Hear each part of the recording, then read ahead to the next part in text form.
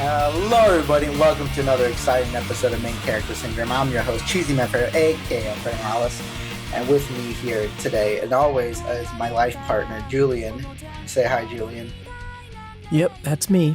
I did not sign the prenup. Yeah, so I'm getting half of his shit. He just moved into a 2-story house. I'm getting one of the stories. But are either of us going to get the full story? Who knows? Eventually, when I do my tell-all book on how Julian abused me. Julian exposed. What is up, Drama Alert Nation? Oh boy! And before we introduce our fine new fellow we got for this episode, I'd like to say thank you to Holly Didis and Gloomy Punk for being on the previous episode that was a month ago. You might be wondering, why did it take so long to do another episode of Main Character Syndrome? Well, I was homeless for like a week, so that usually I don't recommend becoming homeless. If someone goes up to you and say, "Hey, you should become homeless," just say, "Nah, I'm good." Just my tip of the week: don't become homeless. No, right? I'll be homeless. I believe in my grind enough. I believe in the hustle. Yeah, if somebody said give me $1 million or take $1 million, I'm giving them $1 million.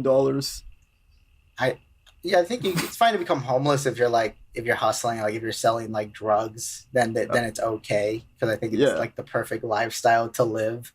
You're not tied down by any building the government can trace you back to. I mean, they can still capture you, they can still arrest you, but nah, man, I'm in the sewer. I'm in the shit, literally. I'm a Ninja Turtle. I'm like a Ninja Turtle, but I sell drugs. Oh boy, Raph, the cops are outside. What did you do? Well, I had to use Splinter's credit card to pay for the pizza. You idiot! That's how they found us. Cowabunga. Catabunga. I've been hearing people say that Splinter's gay in the new movie, but I heard that's like based on nothing at all. Oh, I actually did see the new movie yesterday. Actually, you know what? Wait, give me a second. That's Ghoul City Online, by the way. Oh yeah. Ghoul City Online. And I just wanted to thank Cheesymanfredo and Julian for just giving me a platform to defend myself against the merciless accusations that are being thrown against me right now.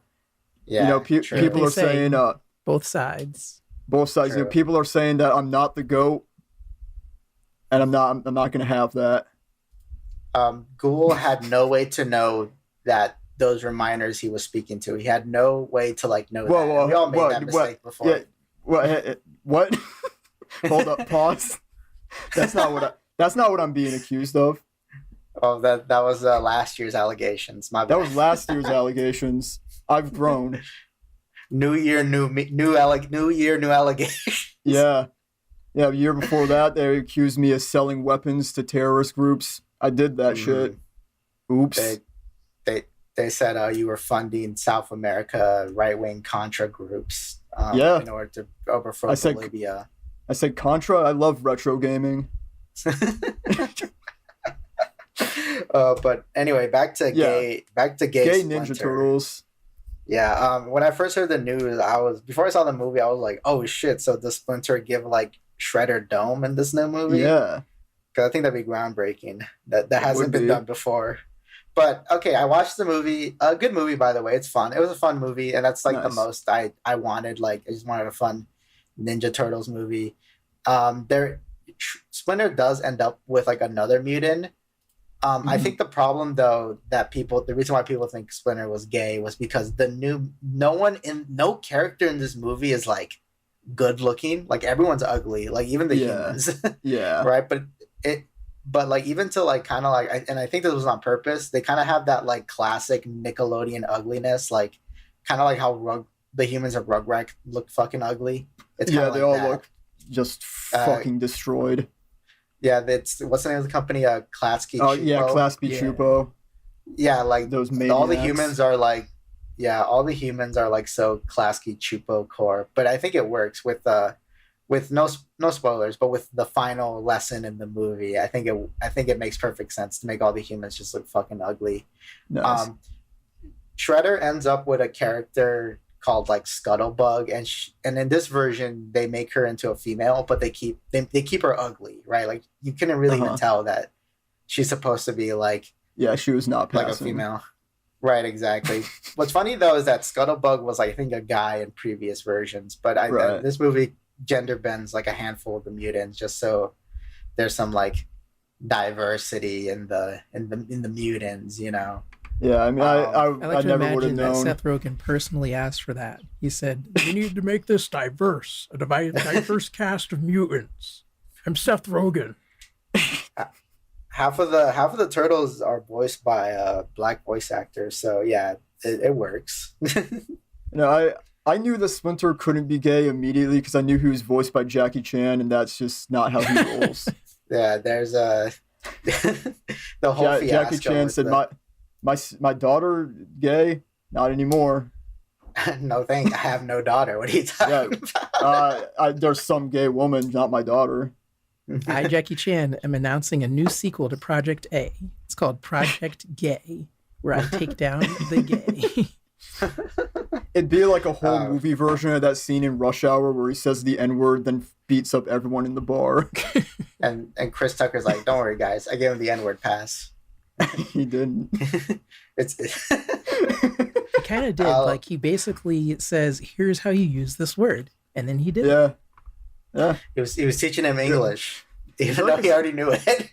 I don't remember. Is there a scene at the end of the movie where he uses that word correctly? Is that the lesson at the end? There might be. Do you remember? Yeah, they don't make I don't remember. It might have been one of the sequels. Damn, they don't make like Jackie Chan buddy comedies no more. That used to be like a thing, you know. That was like a genre. Yeah. Probably because he's like, isn't he like 80 years old now? He's got to be old as shit, right? That's mostly why he's just doing voice acting work now. He's and I mean, soon thrown too much damage. He's gonna start taking damage in the vocal booth. Yeah, once I find him and bring the fucking knuckles to his head. They made him a monkey in that Kung Fu Panda movie, and I'm like, he doesn't talk in that movie. He says a couple of things. I remember the line where like Tai Lung is like, "I heard there's a dragon warrior," and then Monkey, voiced by Jackie Chan, says, "Po?" And then Tai Lung says, "Po, yes, the name worthy for me." I remember that. So he says he has one line. I ain't seen that Kung Fu movie enough. Yeah. Oh, you know what? Before we go any further, I just right now, I'm gonna gush a little bit. Big fan of Ghoul City's content. I've been really. Oh, thank you. I wouldn't say deep diving it, but I've been looking at his catalog, and I'm like, I think I've seen the majority of the videos on the new channel. Nice. I did see the Goku one. I just saw the Hotel for Dog ones you just dropped yesterday. Oh, awesome. Yeah, I was like, I had a bag of Takis, and I was like, I gotta kill like 15 minutes. And I got Takis on. We're gonna watch this Ghoul City video, and it was peak. It was good. Thanks. Yeah, that one.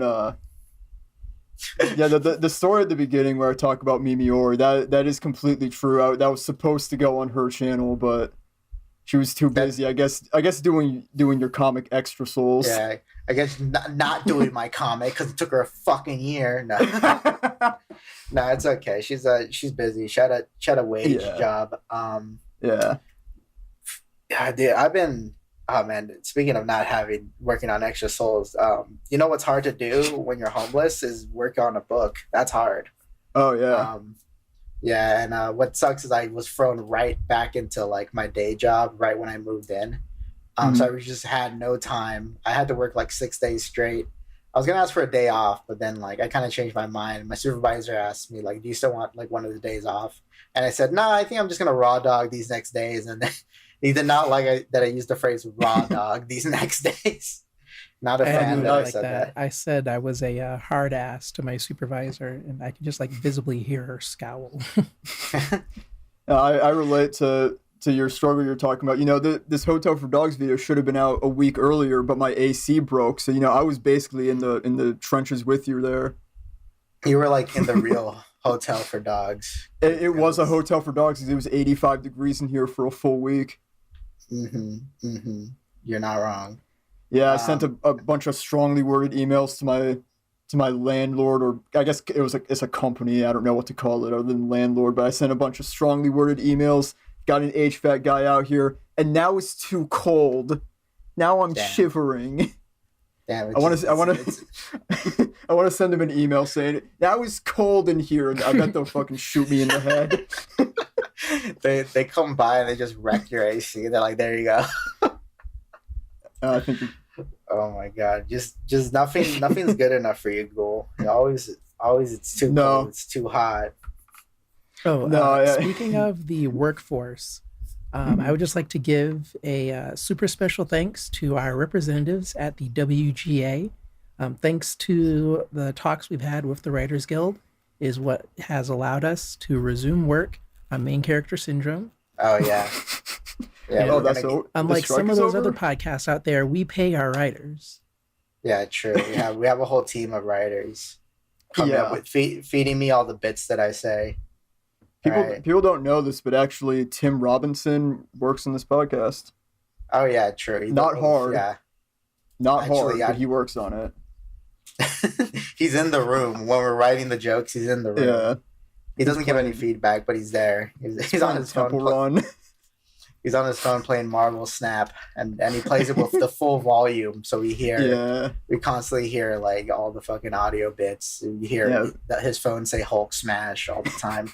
Funny guy. Yeah, real funny guy. Yeah. Oh my god. I wish I could work with Tim Robinson. That would be hilarious. I don't. I think he'd throw me out a window. He'll attack you. His eyes would turn red when he spots you and he'll run out. He'll go SEAL Team 6 on me. Bite your jugular. Yeah.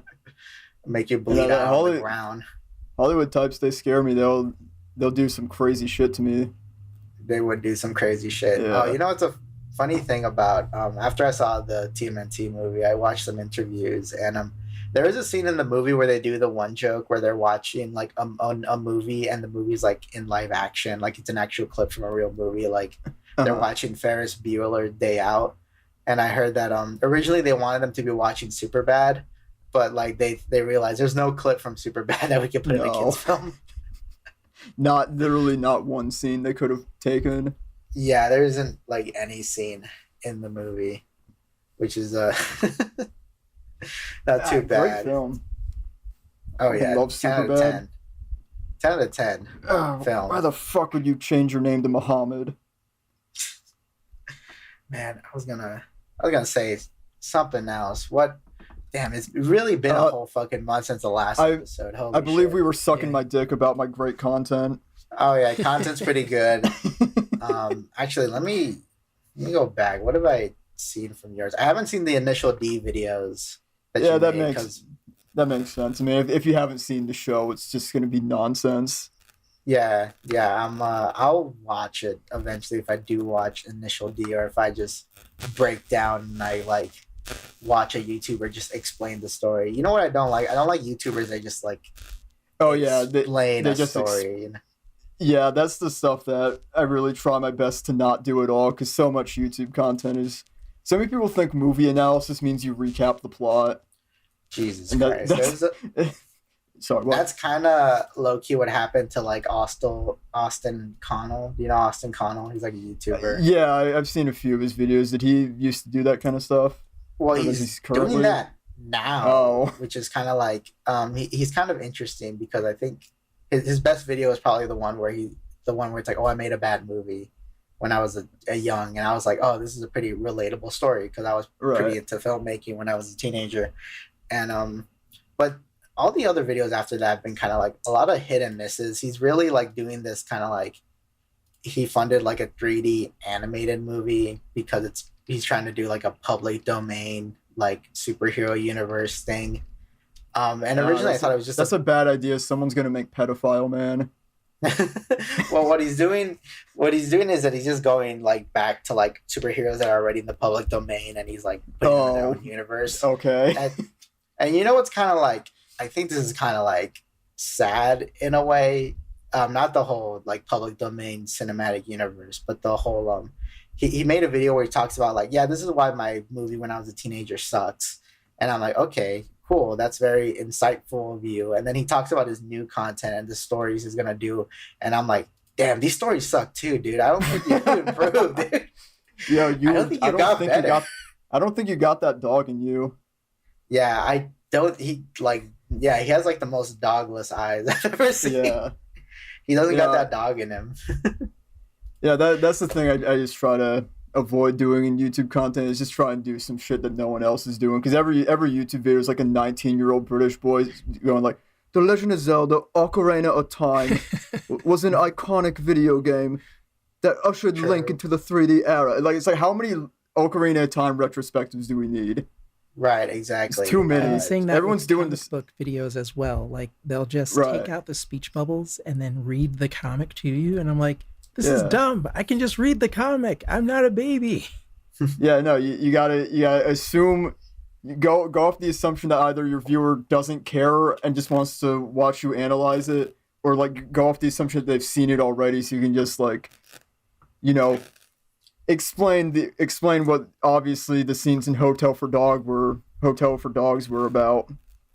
I I agree fully with you guys, but I'm low key kind of a hypocrite because there's one YouTube channel I am kind of like just there's one YouTube channel I watch where they literally just do and we're just explaining like a topic you could just look up. And there's a channel called the Turtle Nexus where they talk about like TMNT related stuff.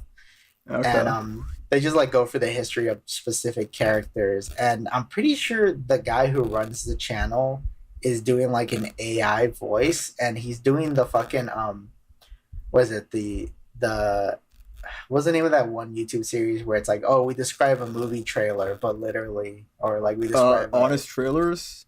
Yeah, like he got an AI to do the honest trailer voice, and it like narrates his videos. Oh, that's fucking weird. It is weird, but God, I'm just kind of a sucker for just playing them in the background while I'm drawing. Like, oh yeah, I want to know the history of yeah, sure. Yeah, sure. Explain the complete story of the mutanimals. I'll play that in the background while I'm drawing. If I can't tell it's AI, I would probably be okay with that. I think, you know what? I think we're all human. We all have that one topic that we don't mind knowing more about. Just play that shit in the background. Yeah. Yeah. Why not? Yeah. I got that, but unfortunately my topic I just listened to too much shit about is Chris Chan, and I really gotta knock that off. Oh my god. I keep saying I'm over it, but I'm always looking up Metal Gear videos. Even though there's nothing new anyone could possibly say about Metal Gear, but I keep saying, yes, talk at me about Tell me why Metal Gear Rising is epic, or is it cringe? Let's find out. Let's get to the bottom of it. I thought it was epic.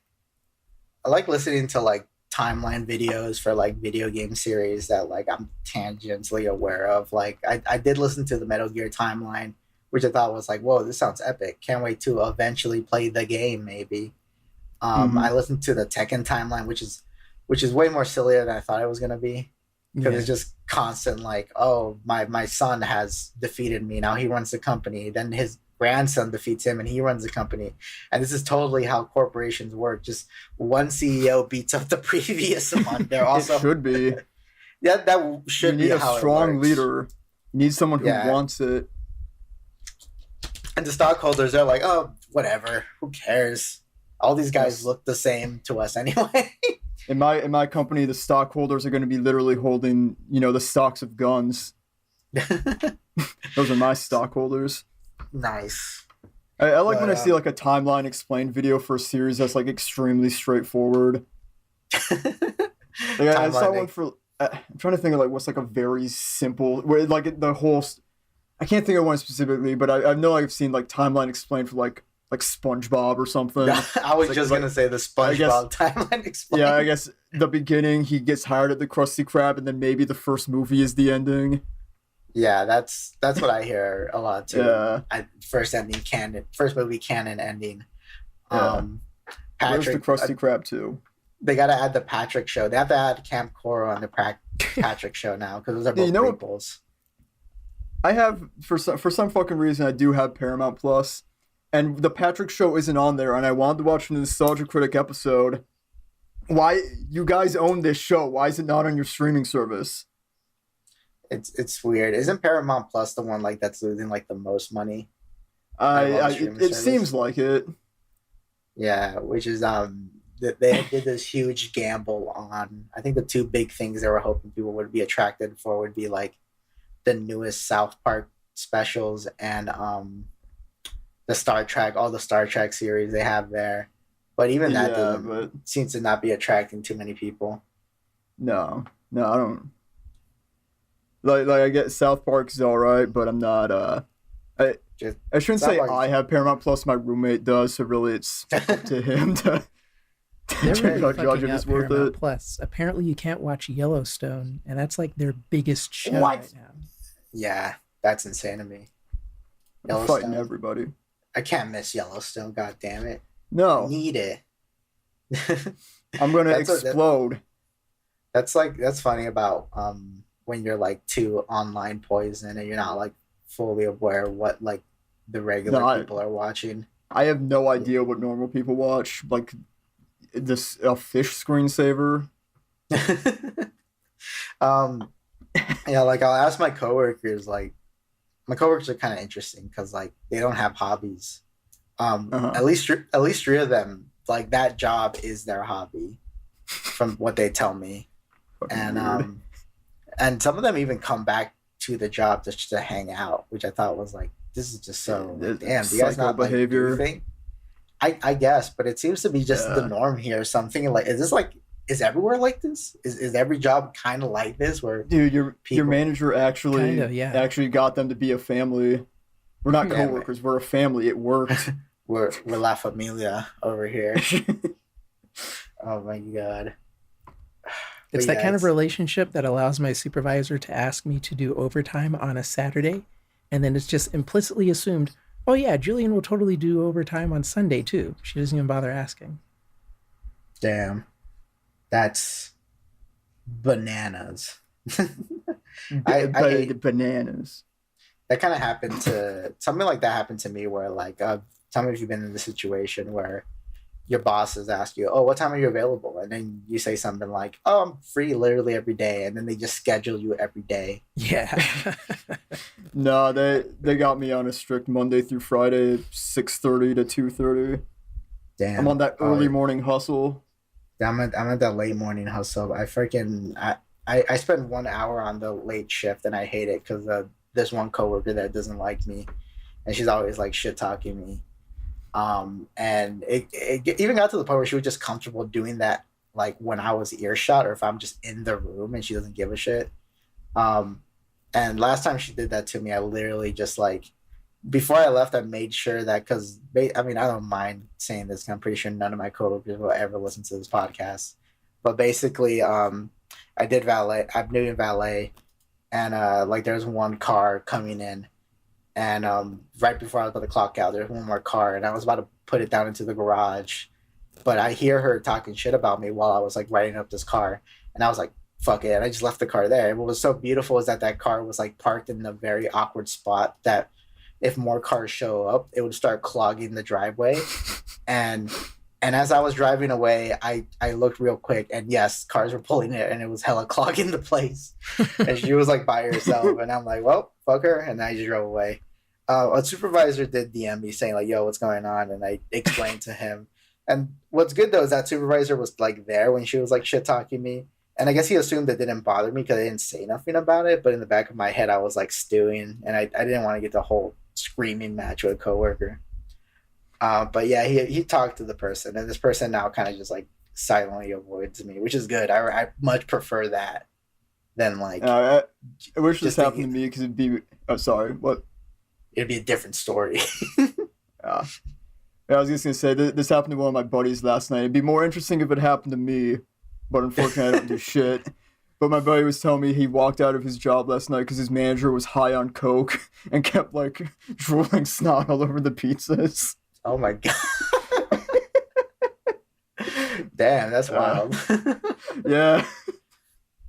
I never had anything interesting happen at my job. I mean, we had like a schizophrenic guy who kept telling me he was being gang stalked, and then he like stole catalytic converters off the lot. That's pretty fucking cool. Yeah, what an awesome guy.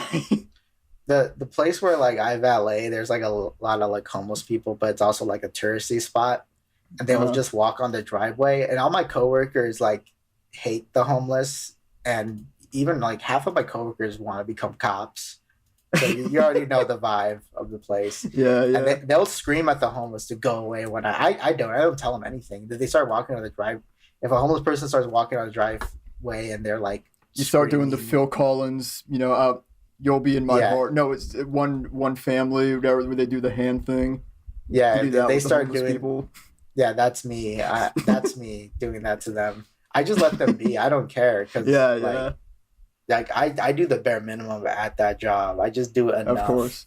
Because dude, fuck the job. Fuck every job. If you don't got stocks in the job, why do you care about improving or making a better service? If the place gets robbed, you don't lose money.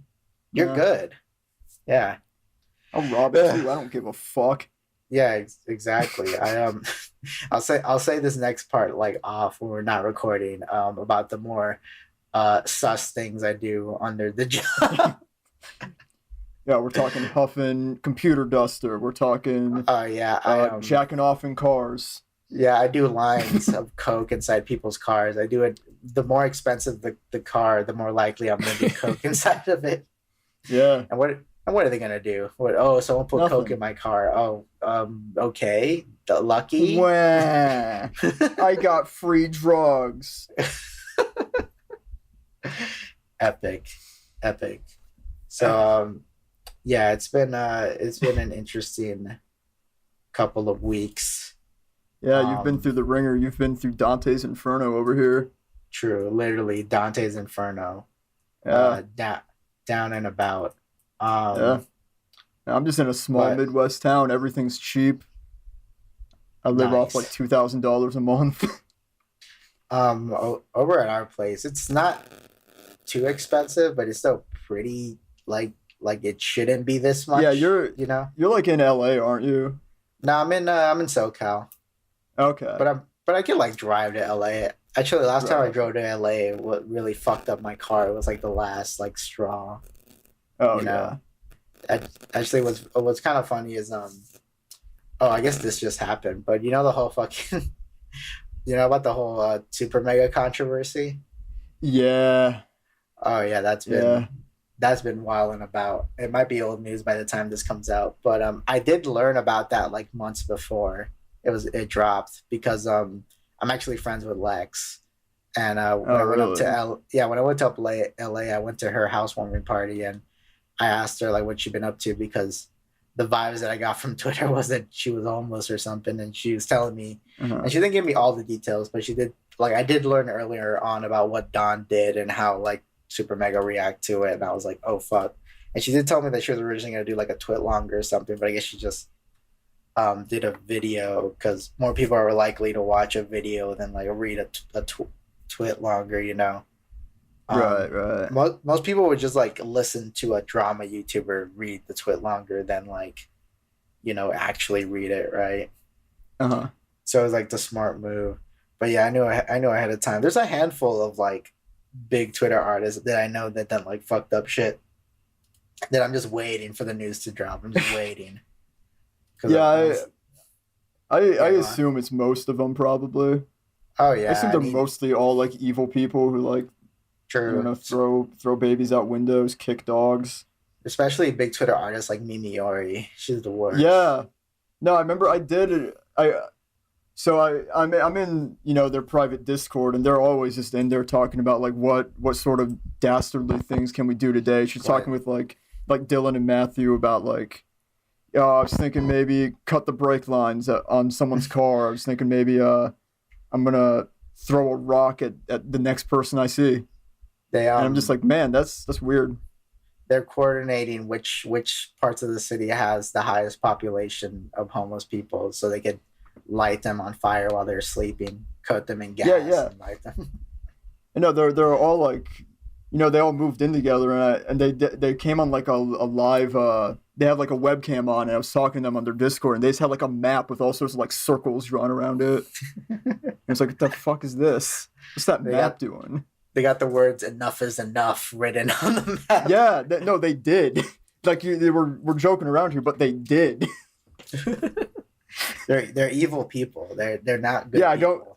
I don't know what map that was. I don't know where exactly they're living, but yeah, there was like X's and circles, like a skull, nasty stuff. But they're cool guys. They're nice to me. But yeah, they're nice to me. So who cares? Yeah, I'm not trying to start any like drama or nothing. What you do on your free time is that's you, dude. That's I'm not gonna be mad.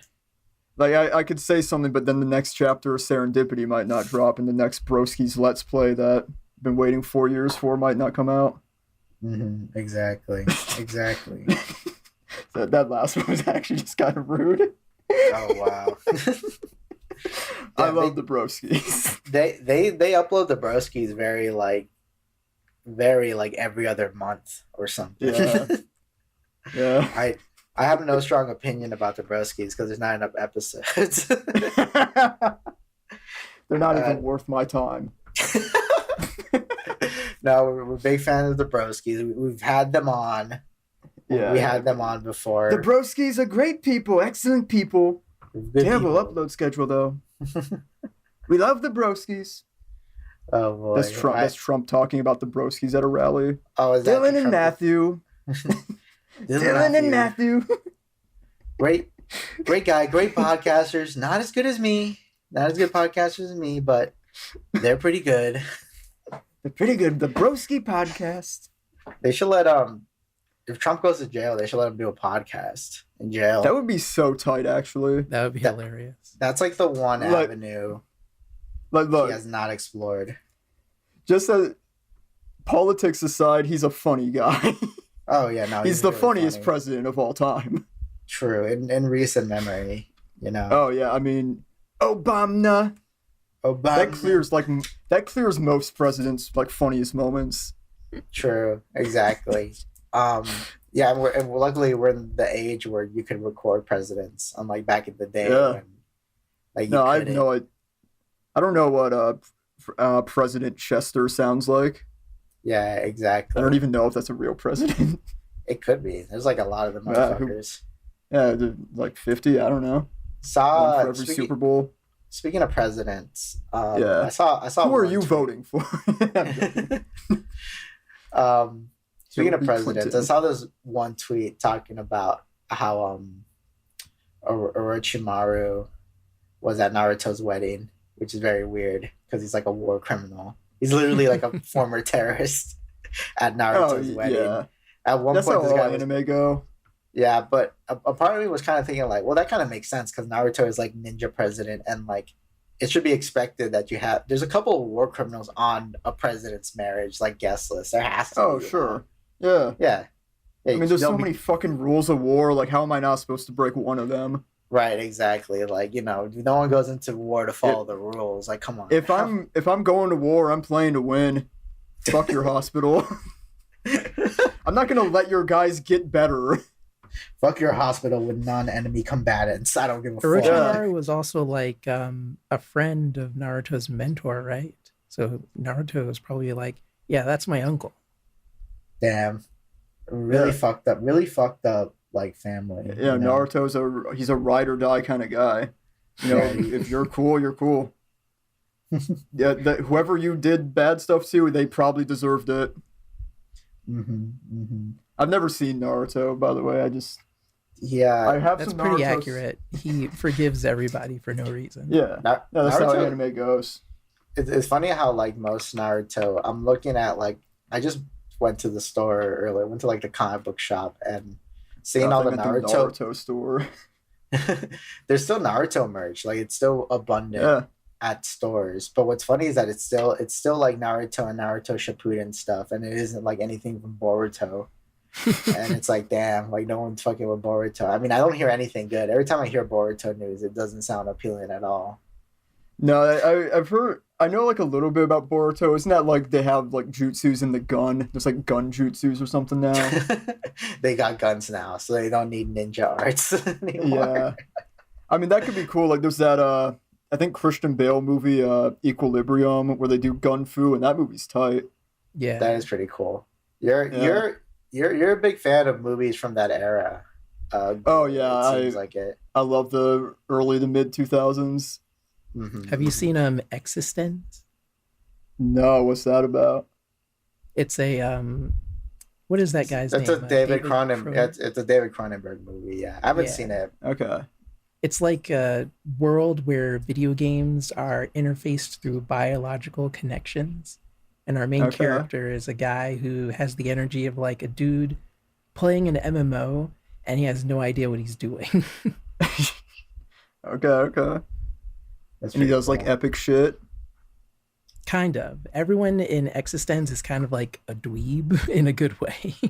Okay. I'm into movies where like Tom Cruise is in a trench coat and he's like riding a motorcycle while Limp Bizkit plays. Mission Impossible 2 to be specific. That's the only person who likes that one. Yeah, I was just about to say it's the popular take is that MI2 is the worst. Yeah, I mean it is, but I do like it. Yeah, I'll say this. I think I've said this before on the podcast, but I am a Wild Wild West defender. I need to see it because I love the song so much. Oh, the song's top notch. I think the movie is problematic, though. I'll give it that much. And this is kind of like there's this kind of like double-edged sword I've noticed recently with like characters that should be like huge racists. Tell me if you noticed this before, but it'd be like a villain in an action movie or like a superhero movie where they're like explicitly like racist or something, and the people who make the movie don't want you to think the race is like cool or anything, so they make them say anything badass. They make them bland, right? But then now you just have a bland villain, and it's like, damn, that's a shame. But at the same time, I guess the villain in Wild Wild West should have been throwing some heat at Will Smith. Is that what you're saying? He was doing that. He was being completely racist. Okay. And also Will Smith was being like a huge ableist to the villain because the villain's like in a mechanical wheelchair. Well, if he's the villain, gloves off. Like, damn, that shit didn't teach you any empathy. Like, there's a whole scene where like Will Smith's character sneaks into like the villain's party, and the villain finds out, and he doesn't kick him out or anything because he's not scared of Will Smith. Will Smith is not a threat to him because the villain holds all the cards, and he's all like, "Oh, Mr. West, come! It's good that you came and added color to the occasion." And then Will Smith says to his name is Professor Loveless, and he's the guy in the wheelchair. He's all like, well, in a situation like this, it makes a man want to stand up and celebrate.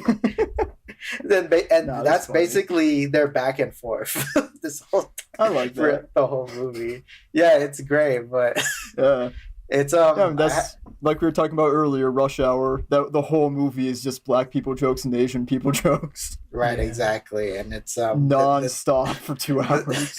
The nation was united. Yeah. Well, the movie, Wild Wild West is great. That was the one movie I watched it on repeat on VHS. If you do make a video about that, you gotta let me do a quick voiceover cameo or something in it. Sure. Because I know you're gonna get a lot of heat when people come and be like, "Oh no, this guy defends Wild Wild West. That's bad. That's problematic." I keep thinking I'm gonna get more heat for the stuff I defend, and it keeps not happening. People just keep being on my side. I think they're not getting big enough for people to be mad at me. Yeah, you're probably not getting as much attention for it, but also I feel like you are a person who's fully articulate. You don't sound stupid. When I watch your videos, I'm like, yeah, this man knows what he's talking about. Thanks. Yeah, so I think you don't sound like an idiot. There's like a bunch of like video essay guys out there who sound like complete idiots, and people eat up their schlock. Yeah, super pretentious stuff. Right, exactly. Sometimes I'm for the people. Yeah, I'm not gonna say any names, but sometimes I hear people, and I'm like, you're not really saying anything deep. There are too many of them. Yeah, committing any of those names to memory is like harmful to my mental health. There's some people out there. I think there should be a word for this, where it's like, when they talk about something and they're trying to like act like they're having a deeper understanding of the work, but all they're doing is just describing what happens in the work. Yeah, like substantial. You know, like none of those other channels would have ever done 3 completely serious videos about the Fast and the Furious franchise. Oh, true. Yeah, exactly. The stuff. Those are the ones I'm most surprised I've gotten away with, because I say some wild shit in my analysis of the first one. You could no, that shit was great. That was like that was like you said you had some big brain takes in there, but you were actually saying things like people. Yeah, no, people are like, you know, people write off movies like that because they think like, oh, it's just fast cars and hot girls and there's nothing deep going on. But it's like, well, not really. There is like stuff a cool going story. on. Yeah, there's a lot of things. There's people really kind of like, I don't know. There's this whole idea, and this goes back to like stuff like Death of the Author, where like if it wasn't intentional, there's no point to talk about it. But like, that's boring. That's boring. What's amazing about art is what you take from it, not like what people meant by it, you know? Right? Yeah, like I'm completely sure nothing I've ever said has been intentional. But like, I don't care. That's more fun than like when I did my video on, I think like gamer was one where like I was like so sure that there was like something very deep going on, and I make a joke about this in the video. Like I listened to the director's commentary, and I listened to it, I was like, oh, these guys might be like genuine imbeciles. Right. I mean, that's the thing too. That's the thing too, where like, you know, sometimes people don't know what they're like saying. You know, sometimes I'm like, like I remember one of the guys who basically so Mad Max Fury Road didn't really have like I don't think it had like a script. It mostly just had storyboards with the dialogue on it, which explains why sense. Which explains why the movie could be like, you could turn off all the audio in that movie, but you still know what's going on because everything is explained visually, right? And one of the guys who did the storyboards, like, turns out that he was like a big Trump supporter, and it's like, damn, which is crazy because the movie almost feels like a Morton Joe almost just feels like it takes place in Mexico. I just realized that was his depiction of Mexico. Oh, Morton Joe. Oh no, his name was gonna be a Morton Jose. That was his original name. Morton Joe Biden. Morton Joe Biden. Soda. Biden. He pulls the lever that instead of water, soda comes out. Soda. That'd be fucking so cool. That would Hold on, cool. Maybe we're spitting right now. Maybe Kamala could be that little, like, you know, the little deformed guy and that's in the chair. Yeah, that could be Kamala. Yeah, Bib Fortuna. Yeah, exactly. I feel bad. That guy really does have a condition. Oh, I thought he was just in fucked up makeup. No, no, that guy actually. He just looks like that. Yeah, he was born like that because I remember because he was interviewed by Casey Neistat. I remember because Casey Neistat was like he was talking about like how privileged. Casey Neistat was talking about like, yeah, I'm pretty privileged because I have an able body, and like, you know, I'm a buddy with one guy who like had a really shitty life because of his disability, and he interviewed that guy. I mean, that guy's lucky that he's lucky that some directors like his look and they put him in movies. Yeah. I mean, like, I'm all for hiring more disabled people. I don't care, dude. Put them in everything, you know. Big fan of that. Fuck, what were we talking about? We were talking about like crazy movies and like artistic intent versus fuck it, I thought it was this.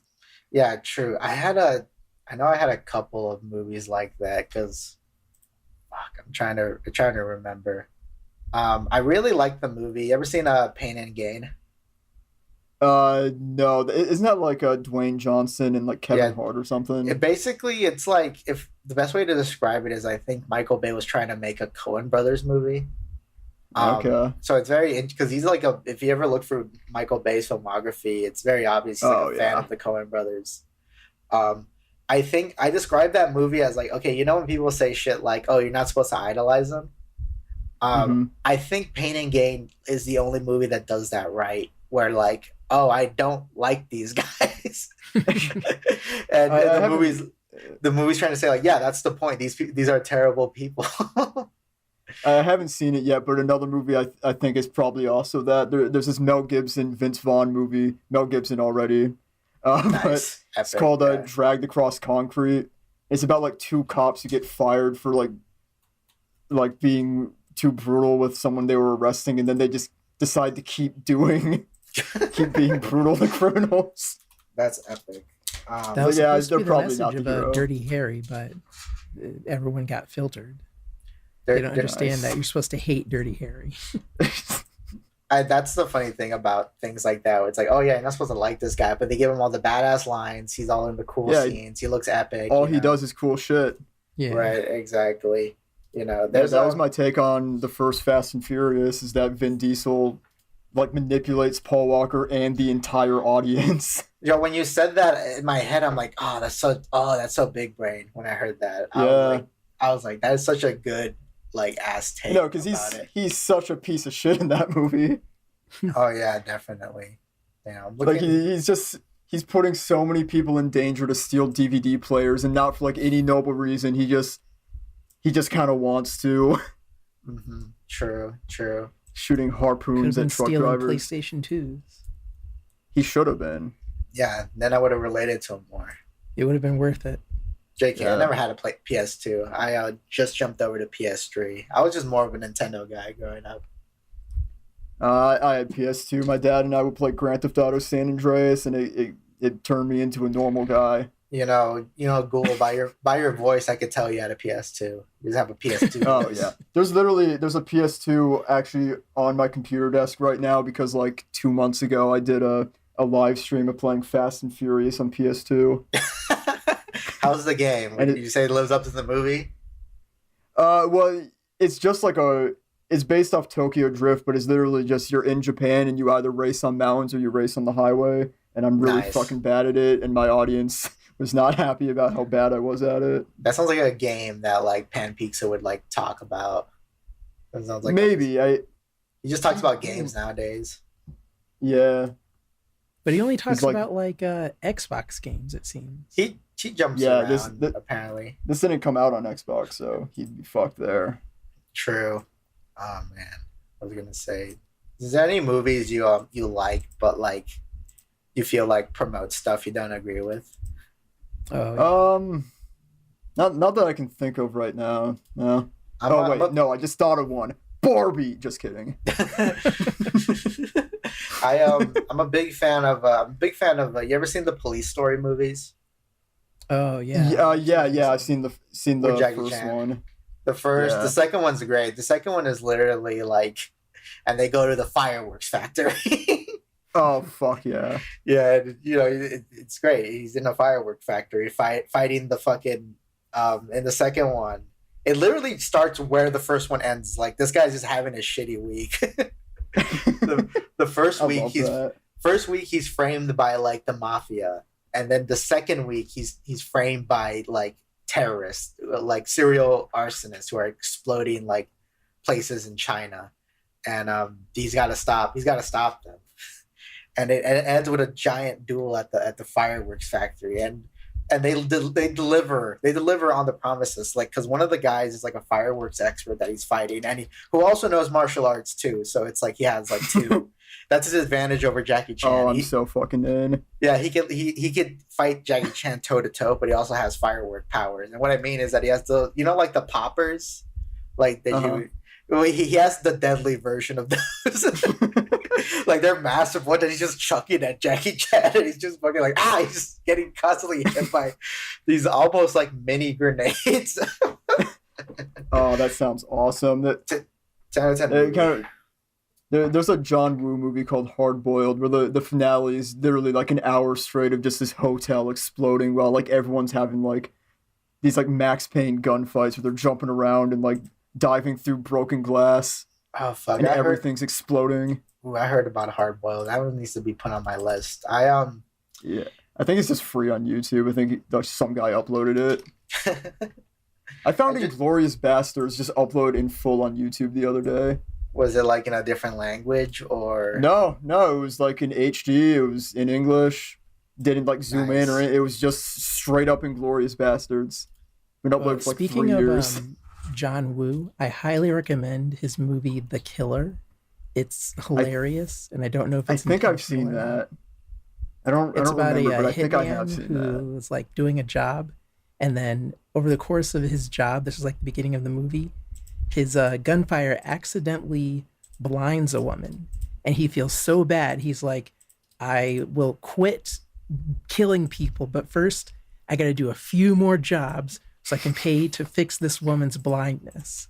And while he's like continuing killing people, the police are looking for him. They're like, there's a guy who's doing this. We know who he is. We just have to catch him. And the officer who goes after him, they have like a little tit for tat because they both are trying to get over the fact that they don't want to get the blind lady involved in their whole situation. Yeah, I think I have seen this. He says that the police officer is a buddy of his from college. Oh, wow. And the police officer gives him a nickname or something. I forget who says who, but one of them calls the other Little B, and I think that's funny. This is also a John Woo movie? Yeah. Oh, wow. I'm adding that to the list. Say what you want about Letterboxd, but I mostly just use it to like keep track of like movies I want to watch eventually. Big fan of like, oh, they want to stop doing the thing, but they're going to just do it a couple times more before they quit. Yeah. Oh, yeah. He's addicted to the hustle. You just one for the road, you know? Yeah.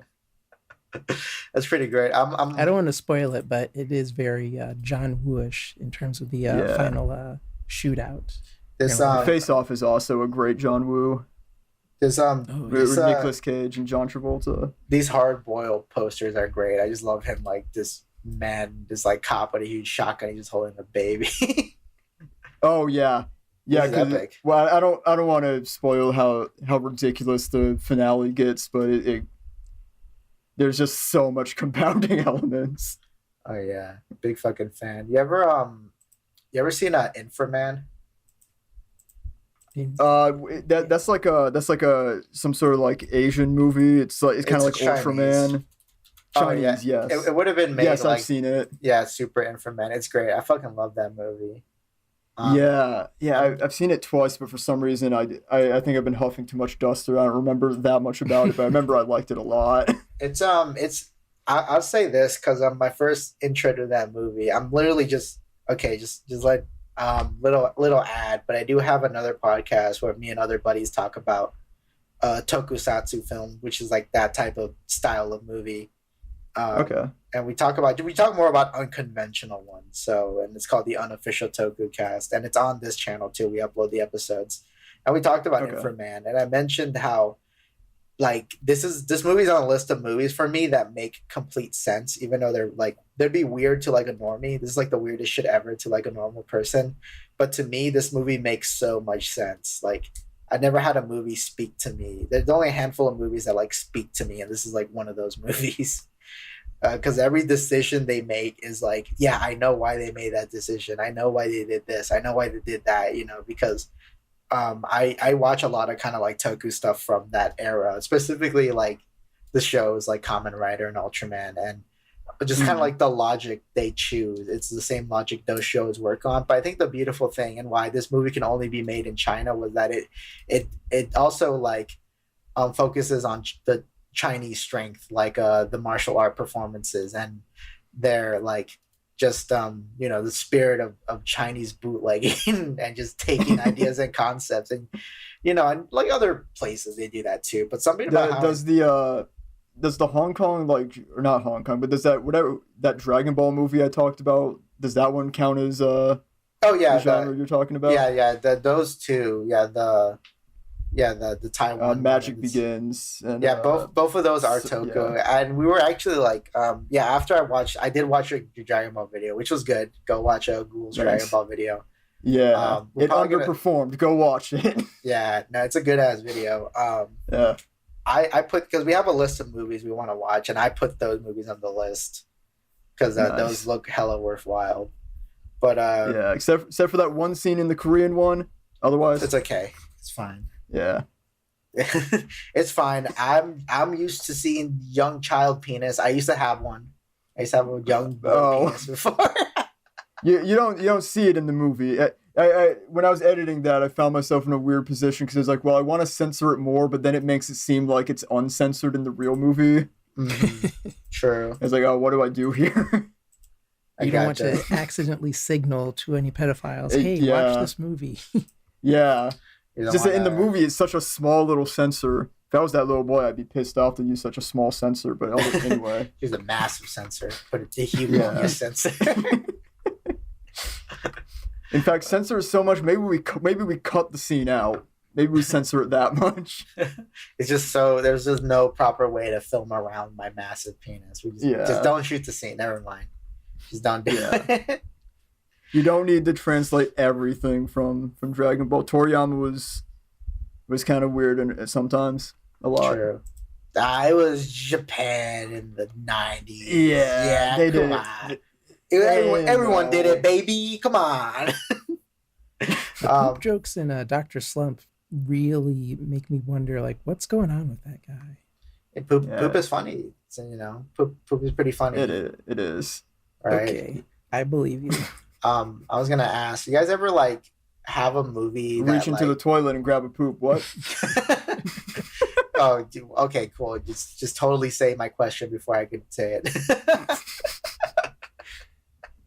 No, this is one of those intrusive a thought I fight every day when I go to the bathroom. Yeah, no, you stand up and you're like, that could be an action figure. I could play a little story out with that. Like, no, that poop is perfect hand grabbing shape. Yeah, just reach in. Maybe you could draw something on the wall. You're an artist. We all have these thoughts. The next issue of Villainverse, drawn with poop. Complete the poop issue. Kind of like how Kiss like put a little bit of blood in their ink for their comic book. A little bit of my poop is in Villainverse. You want the artist edition of this volume? You'll be able to smell the material. I put my blood, sweat, poop, and tears in this comic. God damn it! Blood, poop, sweat, tears, cum. Yeah, just all bodily, all like liquid that comes out of my body is in this comic. Okay, some sort of secret bonus liquid. A mysterious liquid. The gooch ooze. I put it all there, dude. It's all in there. No, but the most disgusting. Yeah, sorry. Go on. But I was gonna ask if you guys ever like have some. Let's say you find out about a movie and either you read a description of it or someone describes it to you and it sounds cool. Like on paper, it has cool things happening, but then you watch it and you're like, oh, that was kind of boring or dull. That kind of happened with me last night. My roommate and my buddy and I, we watched The Book of Eli, which is a good movie, but my roommate told me that he fights vampires in the movie. That doesn't happen. Okay, well that's he never fought a vampire. That's different. That's just your roommate. It's just your roommate. I think he got it confused with I Am Legend, which I think does have vampires, or I, Robot or something. Yeah, there's vampires in I Am Legend. Okay, yeah, I think he got it confused with that. I think I've different said Black Man Apocalypse movie. Yeah, different the Black Man of the Apocalypse genre of movie. Yeah. Funny thing, I had that with Cosmopolis. Like the description of the movie is just, a billionaire goes to get a haircut, but the movie doesn't depict a haircut or anything like that. Well, that's just lying. So his hair is getting lied same to. length. Well, he's going to get the haircut, but the plot of the movie is basically he doesn't get the haircut because things go wrong. I'm sure I do have an answer to that. I don't remember because I don't watch that many movies like on my own. Normally, like my buddy will come over on like Saturdays and he'll just put some shit on. Like there's so many good movies I haven't seen, but I have seen like some movie from the 80s about like it's like a horror movie about a genie. I've seen that bullshit. I've never seen No Country for Old Men, but I've seen some. I never seen like Kurt Russell is in space. Which one was the Kurt Russell in space movie? That sounds so familiar. I think it's called The Soldier. Oh wow, that explains. Yeah, it's like he's like a genetically engineered soldier, but he gets betrayed by his unit and he ends up on some desert trash planet, and he becomes the savior of the desert trash people. That's pretty I stared at the screen. What was it gonna say? Are you describing Zoltar? No. Okay. No, I'm pretty sure it's called The Soldier. I guess I'm gonna bring up what I was thinking of because your guys' examples are just people lying to you. Yeah, maliciously lying to me. Yeah, like for example, you guys ever seen the movie Bubba Hotep? Oh yeah. I don't know. I don't think I have. Well, the concept of that movie is that Elvis like faked his death. Like he got an Elvis impersonator to be him for the last couple of years, and then the impersonator died, and Elvis is old and ends up in a retirement home. He's played by Bruce Campbell, by the way, and the retirement home. All right. And the retirement home is also an old JFK who's black, because he apparently got repainted by the government because they thought he was going to get like they guessed there was going to be assassination attempt, and the double got shot publicly, so he couldn't come out and say that he was still alive and black, right? and there's this retirement home. There's like a mummy. There's like a mummy that shows up and it starts eating old people, and it steals their like soul through their asshole. And all that sounds really like funny and cool, but the movie is like pretty fucking boring. Oh man, which is a shame. I mean, I'll say this: Black JFK, and I was locked in. Yeah, I mean, I'll say this: like, I know people who like that movie. I know people who are like fans of that movie. But when I watched it, I was we don't want to get on their bad side. Yeah, like if you like that movie, that's fine. But I saw it, and I'm like, man, this is kind of dull, and it has like everything right on paper, but I thought it was dull. And I have a list of movies that have this, and I just have like 3 movies on the list. Another one was a movie called Wild Zero, which is like a Japanese movie, and it was also kind of like a promotional movie for a band. I forget the name of the band. The band seems kind of cool. They were like in the movie. They're not really the main characters, but they're characters in the movie.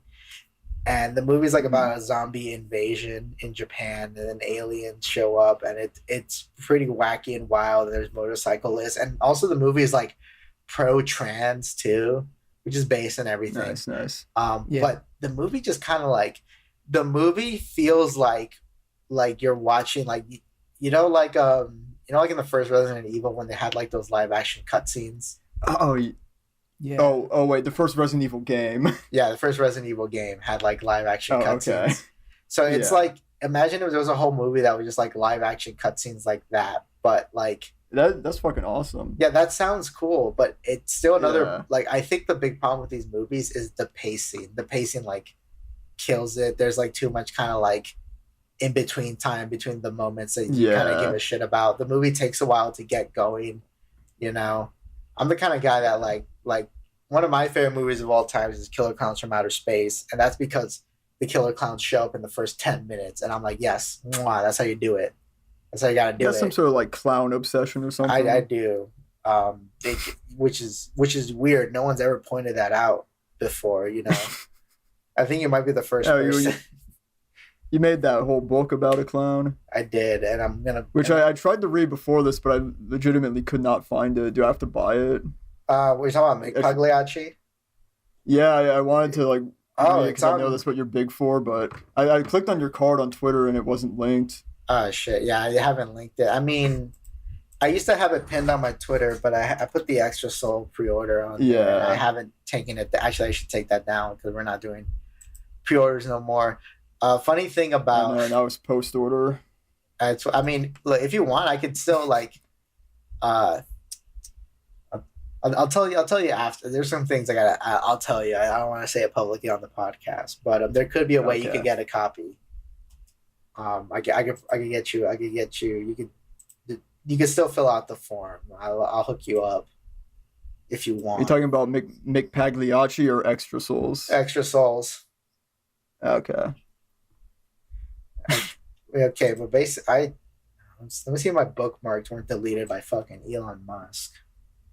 Okay, I still got my bookmarks. He's gonna be Elon Dust by the time I'm done with him. By the time I'm done with him, I want him to go back to South Africa and be killed by those guys who are trying to kill white farmers. Elon Musk needs to go back to Africa. Go back to Africa. That'd be tight. And then I turn around and say, like, guys, it's okay, he's white. I could say that. It's okay, guys, he's white. Oh my god, did I book? I should have bookmarked Mick Pagliacci. I did. Oh, I swear I did. It's not here. I'm gonna scream. I'm gonna throw a fit. Yeah, I even tried Googling it and I couldn't find it. They're like, "Did you mean Pagliacci?" I said, "No." No, I not. want the McDonald's parody. I want the McDonald's parody. Damn. I need to buy. Okay, Damn cool. it. I found it. I need to order more physical copies. I'm gonna start doing more boofing events, and the great thing about this book is you could sell it pretty easily. My technique. I don't know if I said this before on a podcast, but my technique for like in-person sales of my comic with Mick Pagliacci is if a person just walks by, I go up to him and say like, "Hey man, tell me what's your opinion on Ronald McDonald?" Just point blank ask him that question. Yeah. Most people say like I have no opinion of him, and when they say that, I grab the book and say like, well, maybe it's time to start having an opinion. And then McDonald's lore is fucking tight. McDonald's is great. One of these days, I'm gonna drop my 2-hour video of my Ronald theory that connects all the commercials into one continuity. I'm also a little bit obsessed with McDonald's. I got 2 McDonald's watches. I got this sick McDonald's pizza watch that's like gold rimmed with a literally looks like it's Gucci. It's dark green and red. It's the fucking hardest thing I own. But then I also have a McDonald's like Soviet Union watch in like this like wooden engraved case.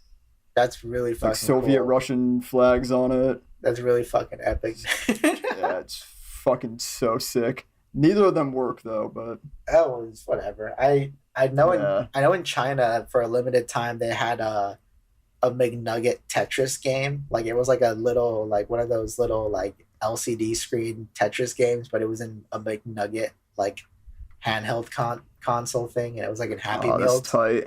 But you got to pre-order it. Yeah, the only way to get it here is you got to fucking buy it off eBay, which is a shame, but I really want one. Those fuckers. I really want one. Oh. But anyway, yeah, here's the link for Mick Pagliacci. You can read it later. Thanks. I wasn't going to say, yeah, I'm going to try to make it a mission to, like, every year I'm going to at least make one clown comic. One non-porn clown comic, because I do regular porn clown comics already. But I think next year I was going to do my version of a Joker sequel. My Joker 2, you know? Oh, you don't think they're going to nail it with the musical? I think it's going to be a banger. I like the first I like the first Joker. I was a fan, but like I know like the things I want for a Joker sequel, the shit that would never do like in a movie. Like I would just go full on, oh yeah, Batman is the villain. Just make him a bad guy. In my version, he's basically like a one-man army Proud Boy. And then they never do that. And I would probably like if there's one movie that the Joker is like explicitly like, I'll say this, I like the Joker, but it's basically like the Diet Coke version of the King of Comedy, which is like an actual like it's actually cinema. I'm sorry, Joker isn't cinema, but the King of Comedy is cinema. Yeah, I watched like half a Joker and I was like, this is a bummer. I don't want to watch this. This is a real bummer. You gotta watch. Life sucks. I thought the Joker was supposed to be funny. Where's the joke? Yeah, I'm in a bad mood. Joker, I'll laugh, but give me some laughs. And it's like, what the fuck? He's me. You went to the doctor. Yeah. I just got that joke. King of Comedy, top notch. Like fucking Martin Scorsese, Robert De Niro, fresh out of Taxi Driver. It's literally the movie he made right after Taxi Driver. It's like that they're back again and with another fucking banger. And not enough people talk about King of Comedy. And that movie is like Joker. Joker is crazy. We all know he's insane, but like King of Comedy is like, oh, this guy is like insane. This guy is crazy. It's kind of like did that come out before like Joker was? Oh wait, no, I'm stupid. Joker's from like the 30s. Yeah. Well, it's he's like I think Taxi Driver was made in the 70s, so I think King of Comedy was like late 70s. That's like 70s. Yeah, but fuck, what was I gonna say? Yeah, it's good it kind of reminds me of like a 70s version of like Nightcrawler. You ever seen Nightcrawler? No, I need to because someone whose podcast I listen to a lot just did a review of Nightcrawler, and I can't listen to it because I haven't seen the damn movie. You gotta watch Nightcrawler. I love Jake Gyllenhaal though. Yo, Jake Gyllenhaal is a beast in that movie. It's I'm a big fan of like movies where like I've said this before, but I'm a Jake big Gyllenhaal's in them. Yeah, Jake Big fan of Gyllenhaal. them. Big fan. Love Spider-Man. Home away from home. Away. The second home, second one. The second home. Yeah. Yeah. Spider-Man goes to a second home. Spider-Man foster Speaking home. of Jake Gyllenhaal, my last girlfriend, when we broke up, I wasn't even that sad because she didn't like Jake Gyllenhaal, so I was like, whatever. It actually her loss, really. Her loss. You know? Yeah. She didn't like Jake Gyllenhaal. Yeah, some shit about like Taylor Swift drama. The number one like core component to a good relationship is a strong Jake Gyllenhaal presence. Sure, exactly. Yeah. What's that one? The I consent, I don't. And instead of Jesus, it's Jake Gyllenhaal. Yeah, Jake Gyllenhaal wouldn't she didn't like Jake Gyllenhaal, she didn't like Tobey Maguire. Damn. None of the She kept telling me some girl she went to middle school with dated Tobey Maguire when she was like 14 and he was like 40. And I tried to look into this. And I don't think that happened. That's some serious allegations. It is. She was like, "You can Google this. It's online." I looked for it. I couldn't find it. Tobey Maguire dating a 14-year-old. Yeah, it's like I don't think he's that bold. Yeah. A movie that people should start reviewing but probably won't is A Boy and His Dog. It's a science fiction. I heard Mad about Max this style movie. Yeah. Oh yeah, there was a poster for that in Book of Eli last night. Oh nice. shit! Yeah, Continuity. yeah, they were connected or something. And the original title for Book of Eli was A Boy and His Bible. Yeah. I need to watch Boy and His Dog too. I've been recommended that. I love it. There's too many goddamn movies. There's too many movies, and I can't watch them because I have to. That's why I want the Fast writer's and strike Furious to movies. keep going. I hope every facet of the Hollywood machine just strikes long enough for me to catch up with all the movies. Yeah, just stop. Yeah, this is a good thing actually. Just stop making movies so I can catch up. I promise I will stop rewatching the Animatrix long enough to catch up with all the other movies. I want to watch good movies. My goddamn audience keeps making me watch Fast and Furious. I don't want to. I'm done with the Fast and Furious. All right, chat. That was the last Fast and Furious movie. Now we're gonna watch Beau is Afraid. I need to watch Beau is Afraid. Everyone's like, you gotta watch Beau is Afraid. I know. That movie is insane. I can't say that I didn't enjoy myself, but also, what the fuck? Hell yeah. Oh yeah. Oh, that sounds beautiful. Fuck. You know what? Speaking of A24, I did see the Talk to Me movie. You guys heard about that one? The what? I haven't. It's like a new A24 movie. And it's directed. No, you cut out when you said what it was called. Oh, Talk to Me. The movie's called Talk to Me. Okay. Yeah, and it's I think it's distributed by A24 because they picked it up because they were shown at Sundance. And I found out after watching it that the directors are like YouTubers, and they're like kind of like okay. I guess so they're like, evil. Yeah, they're evil, but yeah, they're like Australian YouTubers. They're called like Rucka Rucka. I don't know if you guys ever heard. I've never heard of these guys, but that sounds kind of familiar. But I don't know. I mean, I couldn't tell. I mean, the one thing hate Australians too much. The movie is like. Oh, I love Australians. No, I'm joking. They're one of the best white people. I didn't like Australia, but then I watched Bluey, and I'm like, whoa! If Australians can make this, they got fucking talking dogs here. They got talking dogs. Do something. I love cartoons where the parents are good people. Oh, it's a good way to project, like pretend like those are my parents. Oh, I wish Bandit was my dad. Oh. No, but the movie, Talk to Me does take place in Australia. There's like one part where there's a fucking kangaroo. So it's like, oh, this is Australia. And everyone has accents, so yeah, that too. Yeah, a guy gets kicked in the nuts by a kangaroo. It sounds nice. Yeah, true. The movie is great. This isn't a spoiler, but the premise is basically that kids figured out how to get high off of getting possessed by ghosts. Okay, that sounds fucking tight. Yeah. But the real thing that's going on is like the movie's really about like, oh, this is how you shouldn't cope with grief, right? But other than no, that's why you shouldn't mess with ghosts. You shouldn't mess with that's white people shit. Yeah, don't. Oh, funny enough, main character is black, so this is your brain. Yeah, see, on Ghost. he shouldn't have been. Questions. He should have listened to all those stand-up comedians who said haunted houses were white people shit. Yeah, true. I saw a TikTok where like it's the caption was like someone warning, like saying, "Don't go in the woods. Everyone who goes in the woods is never found again."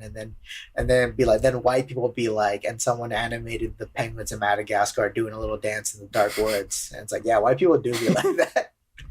Yeah, no, that's why the Haunted Mansion movie just flopped, because everyone was like, that concept is too ridiculous. They wouldn't move into that mansion. Yeah, black people would have not stayed long at a haunted mansion. Yeah, true. No, true. They would have left Earth. True, like the moment they see one spooky thing happen, they'd be like, "Oh, I'm out of here." You know, yeah.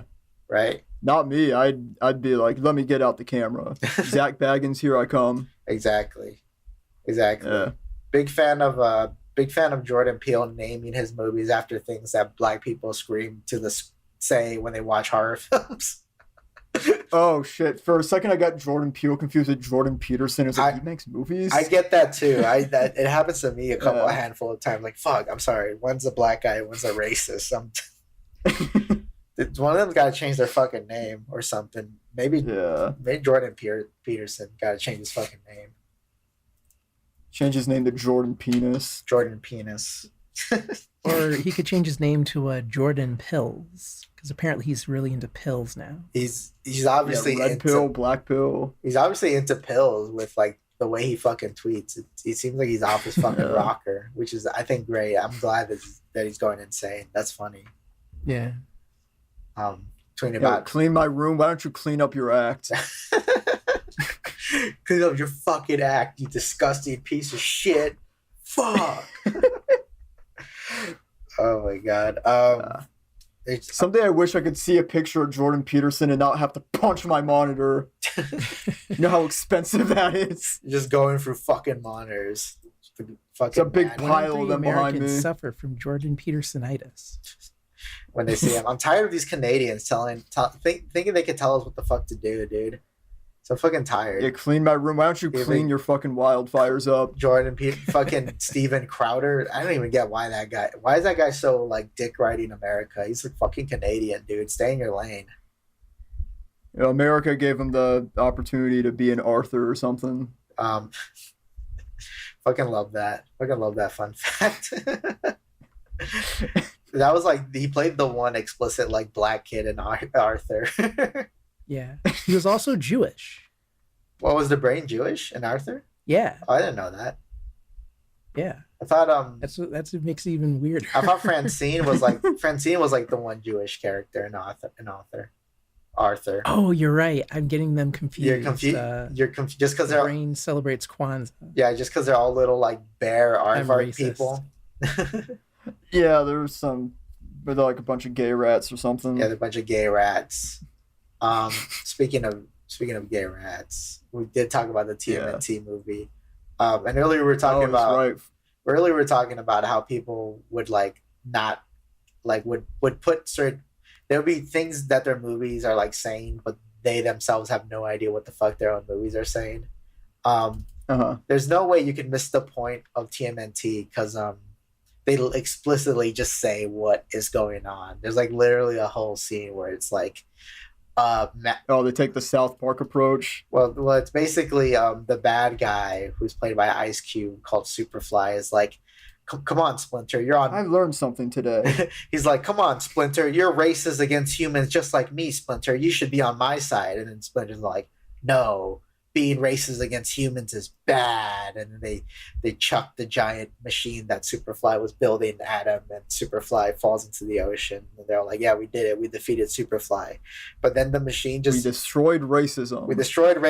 But then the machine makes Superfly huge, and he's like a giant kaiju now. And he's like, yeah, I'm gonna destroy the city because I hate humans and I hate the mutants who betrayed me. I'm just gonna destroy everybody. And the turtles are all like, there's only one way to solve this. We have to work with the humans. And they do. And it's a very beautiful moment. It really really says something about. It shows us how we all need to come together and destroy the big machine that's making us be racist. True. I wish I could find the machine that makes me racist so I could destroy it. That's the fucking ending of They Live. That's literally the ending of They Live. Yeah, I love it. That's the most the most I've ever been like, oh, that's me in this movie. It's very at first when I saw that ending, I thought like, man, this was very like a very productive day for this guy. Yeah, because like literally that morning he's like, oh, aliens are like controlling the world. Well, let's blow up the machine that disguises them. Luckily, it's in the same city I live in. It's so sick that, like, in universe, like what it looks like is going on in that movie is just some guy goes on like a shooting spree, just massacring innocent people because nobody knows that those were aliens. True. Yeah. That's the kind of like. I don't think you can make this movie today. You show that movie to schizophrenics to show them that they're right. True. Exactly. I know John Carpenter has like confirmed that like, no, they're not the Jews. Stop saying it's the Jews. And yeah, obviously it's not the fucking Jews. But if there's one mistake that movie made was that they explicitly made the problem I think is that you could literally have the same story, just don't say they're aliens. Just say, I feel like the moment you like, it's like another thing that's doing this to us. I mean, that's just how racist people talk about the Jews. The Jews might as well be aliens or demons or monsters or whatever, you know. I think if you want to be kind of more nuanced about it, is instead of them being like aliens, you just say like, no, this is just like a thing that happens to humans when they become too greedy. They just look like ghouls. You know? Oh, sure. Yeah, and then that way it's like, oh, this could happen to anybody. And I mean that's literally what kind of happened at the end when like that one homeless guy is like with the rich now because he's all like, I'm totally pro alien now, guys. It's cool. Let's all be pro alien. And fucking what's his name? Randy Rowdy Piper is like, no, fuck the aliens. They're controlling us, and he fucking goes at a shooting spree in an office. It's so tight. Yeah, it's cool. Can't do that today though. Well, you kind of can. I mean, the message of Matrix 4 was kind of stop taking your pills. Your therapist is evil. I have a buddy who'd be is a big fan of that. Who says that unironically. That's awesome. They would love it. Yeah, just stop taking your pills. Your fucking therapist is trying to fucking kill you. Yeah. I couldn't believe that when I saw it. I was like, that's so fucking cool. That's so base. Why do people hate this movie? Yeah. I mean, I did fall asleep pretty much immediately after he got back inside the Matrix, but it was cool. My partner fell asleep. That happened to me when I went to see Maggie with Arnold Schwarzenegger. I was so excited, but I couldn't stay awake. Yeah. And my partner fell asleep during TMNT, which is crazy because they wanted to see it too. We had going back to Australians, we went to Outback Steakhouse. So we had a big Aussie dinner. Ooh, bloomin' onion. Yeah. Well, we didn't have that, but I had a cob. I had the traditional Australian meal of a cob salad with a. Do they sell kangaroo there? No, but they should. Maybe they do. Do they sell lamb? Can you eat? Is kangaroo one of the animals that's like safe to eat? I think so. I've just heard it's not that good. It's like really tough because it's all muscle. You ever hear about in Mongolia they have like their own prairie dogs, and what keeps happening is tourists try to eat it, but the meat of this specific animal is like poisonous and it kills you. But people still try to eat it because it looks like something you could eat. It just looks like like the Mongolian prairie dog, and don't eat it. Don't eat the Mongolian prairie dog. That's so sick that people don't learn the lesson and just keep doing it. Now I'm gonna be the one who can eat this without dying. What if there's a gene that lets you eat the Mongolian prairie dog? Yeah, I've got that dog in me. You got that dog in me, and it's killing me. Nice. Oh man, this is off topic, but I found out that I'm like the same age as Leafy, which is crazy. I had no idea. Shit. Yeah, this whole time I thought he was like slightly old. I thought he was slightly younger than me, but no, I expected him to be older. I think my idea was because he keeps using his profile picture from when he was a teenager, And that new one, he's like dropped. Perpetually 16. Yeah, true. And that new one dropped, and it's like, oof. I'm not gonna say he left himself go, because I've also got a little bit chubbier in the cheeks. Not gonna lie. But the kids are calling it twink death. It's when gonna you come get for older me. and your body changes. It's gonna come for me hard because I got really fast metabolism. I can eat anything I want all the time, and I'm still I'm consistently like 130 pounds. You better. But I know I'm gonna hit 25. I'm gonna hit the wall. I'm gonna get fat. Gotta work on that now. You better. Don't wait too late. You better get a fucking day job where you're doing a lot of like physical labor, my guy. I do. I do have a job where I'm on my feet all day. Nice. That's pretty good. Yeah. Yeah, my day job is all right. There's a lot of running around. But once this indie comic shit takes off, we're going. We'll be out of here. JK, it's never gonna take off. No one makes money off indie comics. The real money is hoping someone makes. It's in YouTube. Yeah, or if someone makes an animated series based on your indie comics. Right. I think that's. I mean, I've made like $600 off YouTube. Oh wow, that's not too bad. Yeah. Yeah, that was my rent. Nice. That's pretty good. There was one month where I could have because on my other account I do NSFW art, and I've gotten like a lot of NSFW commissions. And one month I did manage to pay rent just with NSFW commission money. So sick. Right, but that fell through. Because I just don't have enough people demanding it from me. I need to get those numbers up back, because I used to do Lyft and Uber to kind of like pay for things that keep me afloat, but my car is so beyond fucked I can't even do that no more. So gotta drop porn. Ha ha ha. This is my new scheme. Yeah, better to be drawing it. You know what I'm saying? True. And if I wanted to do this full time, I'd have to be regularly getting like 200K views a month. You gotta do Mr. Beast numbers. I don't think I need to do Mr. Beast numbers, but I gotta at least be doing like Rebel Taxi numbers. Yeah, true. That guy could like slack on a video, and I mean he'd be fine. He gets like 200K. It's about 100K. It's okay. I'll bring you back, and I'll bring Rebel Taxi on at the same time. We can siphon some of this clout. One good way to hook in people is to title your videos with titles like a mysterious movie, or like the mystery of this director's like production practices. The secret movie I won't tell you about. Yeah, and then you tell them about it in the video. 1 second in. My secret review. I'm reviewing a movie, but I won't tell you what movie it is while the review is going on.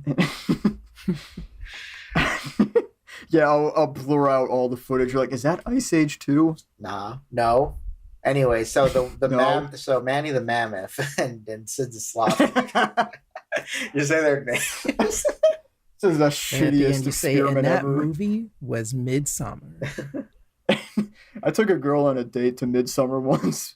Was she no second date? Was she like, "Oh, this was epic. This was so cool"? Did she say that after one? No. Nice. No. Damn. I saw her dating profile on something a couple weeks ago, and she had one of her prompts. It was like Hinge. One of her prompts was literally like, "Some guy took me to Midsummer as a first date once." Damn, no. I was like, well, you know what? What? You know what? That movie was awesome. You know what? Yeah, I was laughing the whole time. Fuck you, bitch. If you don't like cinema, if you don't like true filmmaking, okay, fuck you, you lame bitch. You didn't like how hard I was laughing when that girl made him eat pubes or something? That was epic. He made him eat, like, drink her period and eat her pubes. Yeah. Classic. Yeah, I was laughing. Maybe that was not the thing to do. Who knows? True, exactly. Great movie. Can't wait for the next Ari Aster. What was I gonna say? Fuck. We were talking about some other thing before we got. We've been on a real train. Of, like, I don't know. Look, I think we're talking about like eating kangaroo or something, fucking a kangaroo, playing with poop out of the toilet. I feel like if furries were like real animals, they'd look like kangaroos. You know, like they'd all look like kangaroos. Well, that'd be like a kangaroo-like creature. That's like how they kind of stand on their hind legs. You know. Yeah. And they're huge and massive and like buff. It's kind of scary that they all have fat asses. Yeah, it's kind of scary kangaroos exist. They're kind of like actual Pokemon because they can like fuck you up.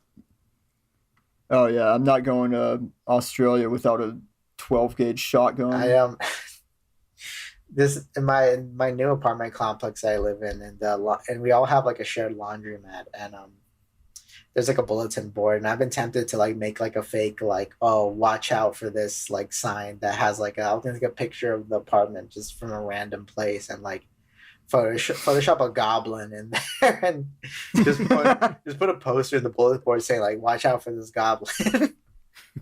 Watch out for this goblin. Do not make contact with the goblin. He will force you to answer riddles. Yeah, that's pretty cool. Just make all your neighbors scared of some sort of ghoul. Remember a few months ago when the president of Mexico posted like a video of like an elf on Twitter? That sounds familiar. Do you know which elf video it was? I don't know I don't know how many elf video exists, but are you a connoisseur of like the creature spotting in Latin America videos?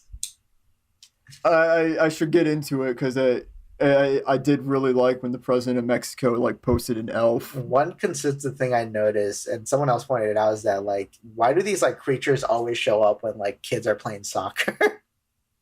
Yeah, well, okay, I mean, find a place where they're not playing soccer, but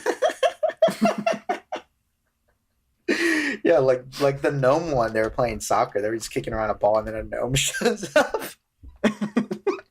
My favorite one is like it's like in a kitchen, like this baby's on the floor, and it just like runs past, and the mom goes like, "Woo!" Yeah, that's the one that has like the chills audio, where it's like if I saw that run across the floor, I would step on it until it's a little brown stain on the ground.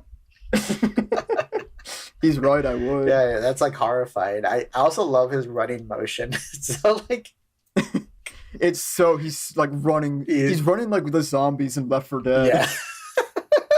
Like so much determination and force. God, it's so awesome. One of these days, if I had enough money, if I would just fucking, there's so much crazy shit that I would try to pull if I was like a millionaire or something. I would like just manufacture a cryptid sighting or something. Yeah. Like get in a costume and run around somewhere at night where it's kind of public, and like hopefully people have their cameras out and they start recording me in a costume running around, and that just becomes like a local cryptid story. Or maybe I'll start like making homunculuses. Yeah. Or like injecting some cum into a chicken egg and making a little thing that spits acid at you. I was thinking like pay like CGI artists to like manufacture videos of like little homunculus spotting, right? And try to pass them off as real. Post them on YouTube. Post them on Facebook into like groups. Yes. And like use and put like Bible quotes in the caption, so people think it's like like, oh, this is like the signs of the end times, and it's like a little big head. It's a big head homunculus running around in the woods. Oh my god, beautiful. That'd be my plan. Yeah, just sow like all sorts of paranoia into little communities. Yeah, exactly. Oh man, I've said this before. I would want a rich person to like manufacture like a multimedia franchise, like on a series that only they're a fan of. Like they've created the series. I mean, that's basically Avatar, right? Which is why. Oh yeah. Pretty much. Which is why I love Avatar. And in an alternate reality, Avatar would have just been like some sort of sci-fi book series that no one read, and it would just been like in the back of like bookstores rotting. But we're lucky that like the guy who created it in our universe was also the man who made the most amount of money off a movie ever, right? So he could just make this movie, and like he has like he has an army of fans that will always crop up and watch the movie, and I'm one of them. Yeah, I'm a faithful James Cameron soldier. James Cameron summoning 1 billion people to see Avatar 2. Right, exactly. That's me. He summons me. I have James Cameron programming. And it also. When does he activate the troops to attack the White House? When he's gonna activate. That's coming. When stay alert and stand by. When Donald Trump, when he gets reelected, and he declares war on planet Pandora. That's when James Cameron's gonna activate his troops to stop Donald Trump and be like, I'll protect the Navi culture. He's come in with spears. If Trump loses in 2024, he does have the opportunity to do the funniest thing of all time. What is it? January 6th to January 6th. January 12th. January 6th. You seen people say that like January 6th didn't happen? It's like that was a false flag. There was a lot of video of it. I think it happened. Nah, it's false flag. Yeah. Big fan of that. I think they did it. Fucking damn, what else was I gonna say? Or maybe Joe Biden could do his own, flip the script. He does it anti-January 6th, or like he sends liberals to stop like the Trump supporters from like running around on Congress. I guess an anti-January 6th would be everybody runs away from the Capitol. Right. So maybe he needs to build like a death laser into the roof. Which I assume is probably already in there. I'm surprised there isn't like constant like bomb threats to Congress. I mean, I guess like the FBI would. I think there probably are. I'm pretty sure they snuff those out. Like they're like triple checking them. Dude, that reminds me. I'm not gonna out my friend who did this. I'm not gonna say his name, but yesterday he was telling me, without realizing how hilarious what he did was, but he was like watching clips from some like school shooting movie called Elephants. Oh. And he's like a gun guy. He's into guns, and he's like. He saw that clip. He liked it on his YouTube account. Then he Googled how much the guns cost because he was just curious. It's like, bro, you just fucking did that on your open. You watched a school shooting movie clip, then Googled the guns they were using. That's interesting. That's a particular movie goer. To his credit, I've done that with cars. Yeah. Really? You're a cars guy? Not really, but when I see something that I like, I want to look it up. Right. I got a lot of car guys mad at me whenever I do Fast and Furious videos or Initial D because they're like, you don't talk enough about the cars. You guys get mad at me when I do. I say something wrong. That might be a deficit in the market. There should be a car guy for the Fast and Furious movies. There are, but then they focus too much on the cars and they don't talk about everything else. Oh, damn, they're fucking up. Yeah, you got to talk about how Tokyo Drift is actually about post 9/11 America and racial divides. That's pretty epic. They should do time travel for the next one. They have to. I think the movie Fast X wasn't dumb enough. They went to space in the 9th one, so it's like you guys got to like convert your cars into jet planes and have like a Star Wars battle in the sky. There's got to be like a Don falls into a parallel universe. There's like an evil familia. Yeah. I'm waiting for CGI Paul Walker to show up in one of these. I mean, also canonically in the Fast and the Furious movie, he's alive. Yeah, he's alive. But also, I was gonna say that like canonically, there's like genetically engineered super soldiers in the Fast. Yeah, in Hobbs and Shaw, that was like the guy they were fighting. So they do time travel in Hobbs and Shaw because that final battle, it starts at like sunrise and ends at sunset, but it's only like 12 minutes. They got to do like they got to cross over Back to the Future, and all their cars could time travel, and they go to different time periods. So tight. Each individual car, or I know they were talking about a Transformers crossover, where Optimus. That's the one they actually should do. Optimus joins the Familia, or he learns like the Autobots are the Familia. No, I mean, can you pilot a Transformer like it's a mech? Sometimes I've seen like that you could go inside a Transformer when it transforms. Although there's like when it's in mech mode. Yeah, although it's like I don't know, it's a Transformer is like a sentient being, and I didn't need to get piloted. At that point, you're like piloting like a corpse of an alien, right? Or maybe Yeah, but it'd be cool to see like Dominic Toretto. There should be a scene where Optimus piloting a mech. Oh, there should be a scene where Optimus like fucks up some sort of like gear, and he's all like, "Oh, when I'm in car form, I can't move." And Don's like, "Oh, don't worry, I'll be your legs." And then like he transforms into the Optimus transforms, and Don gets in and starts driving him, right? Or maybe Dom transforms. It'd be so sick if just with no explanation, Dom just turns into a car. When did he get? Why am I not writing these movies? When did he get robot powers? I'd stand up in the theater and start screaming like I'm going Super fucking Saiyan. Clapping. You know, fuck. Yeah. Speaking of Transformers and standing up in theaters, I fucking miss those.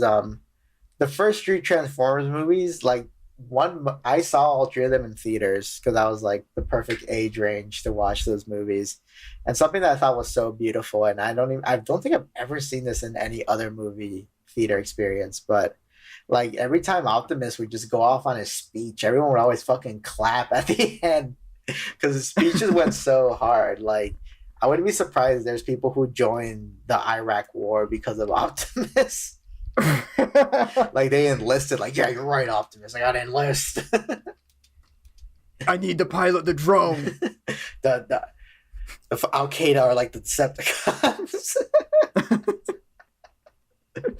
My God, this whole country's crawling with Al Qaeda. Al Qaeda. Oh my God! I'm just imagining Optimus giving like the instructions to build a pipe bomb, and people stand up and clap. You will need duct tape, alcohol, and matches. Woo! Yeah. Optimus. That'd be so tight. I gotta see those movies. It's no coincidence that Optimus Prime can only talk to schizophrenic people and tells them to like buy a gun. You're gonna need a gun. Decepticons hide everywhere. Yes, Optimus. I understand loud and clear. The Decepticons have taken hold of your local city council. The Decepticons are working at this McDonald's. You gotta finish the job. Oh God. Oh man, I wish it was that easy. Hot take. Sometimes I wish I had the power to control schizophrenic people. But yeah, I know liberals want to say. I'm glad you said it. I know liberals want to say that's cruel and unusual, and I should be put on a list when I say that. But no, unironically, I wish I had kind of like in Dracula. It's implied that like his servants are all like mentally ill, and that's how Dracula preys upon them so easily with his Dracula magic. You know, I kind of want that. I just want the Dracula magic. The only people I know who have like full control over schizophrenic people are like the Cumtown guys and like the Sam Hyde guys. They control armies of schizophrenics. You gotta like I guess it's like the code is to do enough like gay jokes that like you fully sing enough gay parodies. We don't do enough gay jokes on here. I forget to do them. I write them down. Yeah. Should we do like a gay parody song right now? Go pick up. When I was hanging out in the pool with my buddy, we weren't doing no gay shit, but we were talking about what if all the Beatles songs were gay, and we're like, I want to hold your cock, I want to hold your cock, I want to hold your cock. And when Lucy and the guy with hard-ons. Lucy and the guy with hard-ons. Lucy in the sky with hard-ons. Hey dude, who I'm having sex with. I like to peg men. Cuckoo, ka-choo, in your It's been a hard day's night. That's you don't have to change anything there. A hard day's night, and I love to suck off men. If you give me a guy, I will turn half bi and I will fuck him all night. Yeah, that works. It's pretty easy. Nice. It helps that there are already four guys hanging out with each other. Yeah. The Beatles used to do like masturbation sessions. That's how they came up with Hey Jude, was during the masturbation session. Yeah. It was Jonah. The thing about Hey Jude that's so like fucking weird to me is that it's about John Lennon's son, but it's written by Paul McCartney, and it's about how like, hey Jude, keep your head up. I know your dad doesn't like you that much. It's like John Lennon's playing the song too. Hasn't it been said that John Legend thought the song was about him and not his son? Sorry, I heard that somewhere that John thought it was about him. And I believe it. Right, exactly. Ooh, you know what? Yeah. I think we're getting close to the end, so we're gonna go to our. Oh wait, fuck! We forgot to say our catchphrase. You know what? I'm pretty sure our catchphrase is what's keeping us from having more schizophrenic following. Yeah. Because you gotta be because our catchphrase, and I'm not gonna make you guess it. Ghoul. We already wore out that bit. Yeah, I know what it is. Right. Yeah. We love women. We love women. Yeah, I mean, I don't have to say it because everything I do shows women my support. It's implied. I was watching the Goku. It's implied. Watching the Goku video, and I'm like, yeah, this man loves women. I do it for them. Right, exactly. And if they want to slide in my DMs, women should be allowed to fuck whoever they want to fuck, and if they want to fuck me, they should tell me. Rich and famous YouTuber Ghoul City Online. Ghoul City Online, yeah.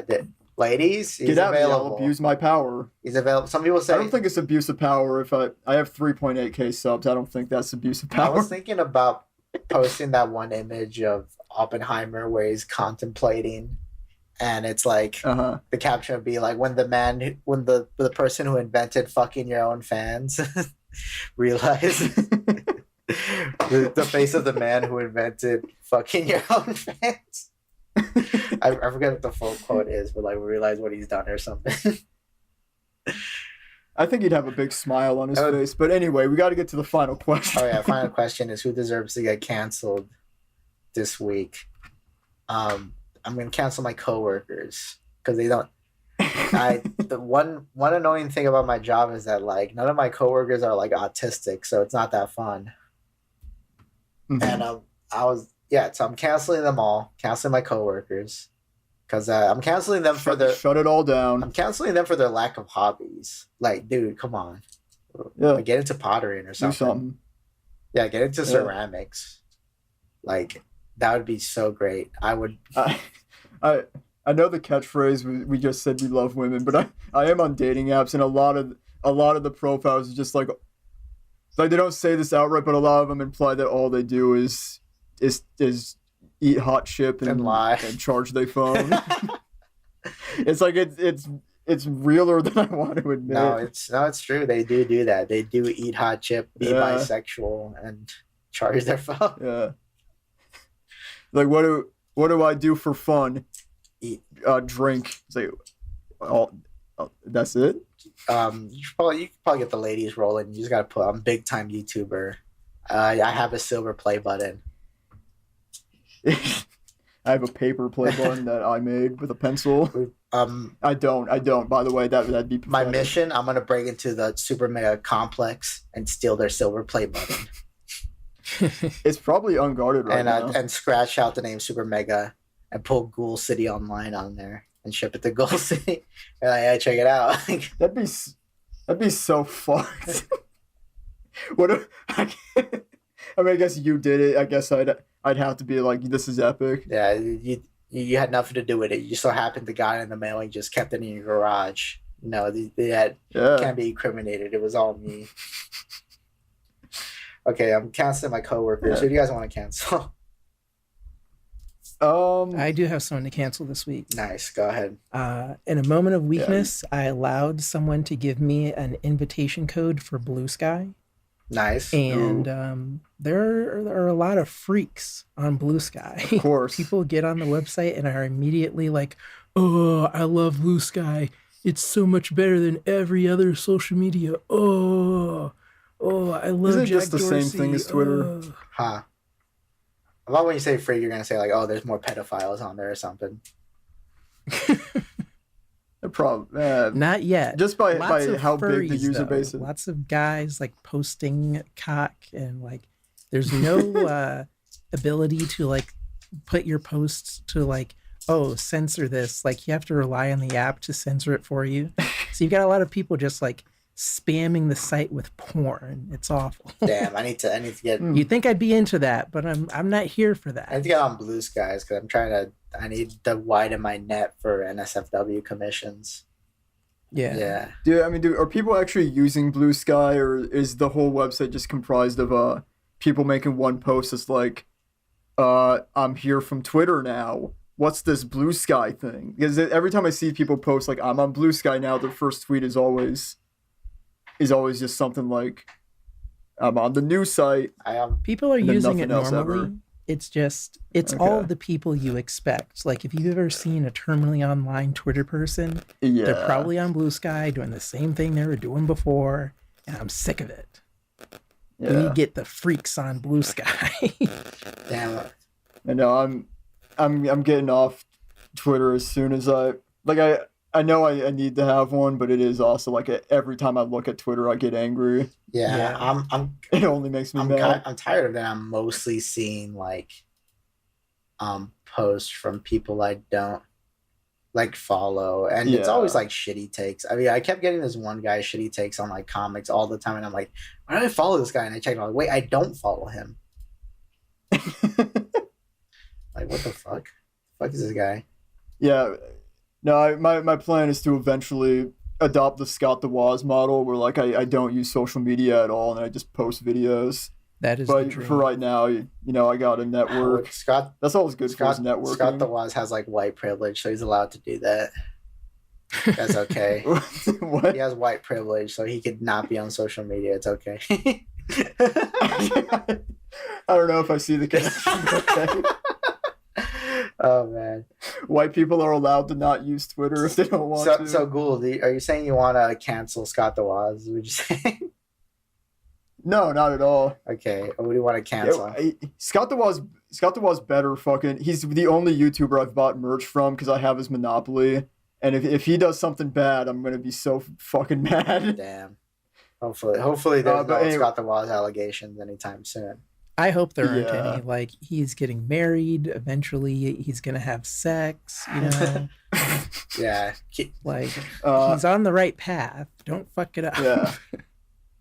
The only thing I could see... be a role model for all of the, like, baby geeks who don't know any better. I guess it is fucked up to speculate on drama, but if I had to guess, it'd probably be something with, like, paying his friends to be in videos. Like, how... It'd be, like, some pay dispute with his friends, I bet.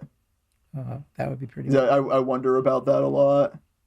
But anyway, what I want to cancel, kind of related to YouTuber drama, is just like all of these like lo-fi aesthetic like drama channels that like they're basically just like doing drama alert, but like. Oh, you know what? I think I know what you're talking about. I think I have seen these channels. Yeah, like I remember like when the Calling Ballinger thing came out, like there was this tweet where someone showed like 4 different commentary channels who like all had the same style thumbnail.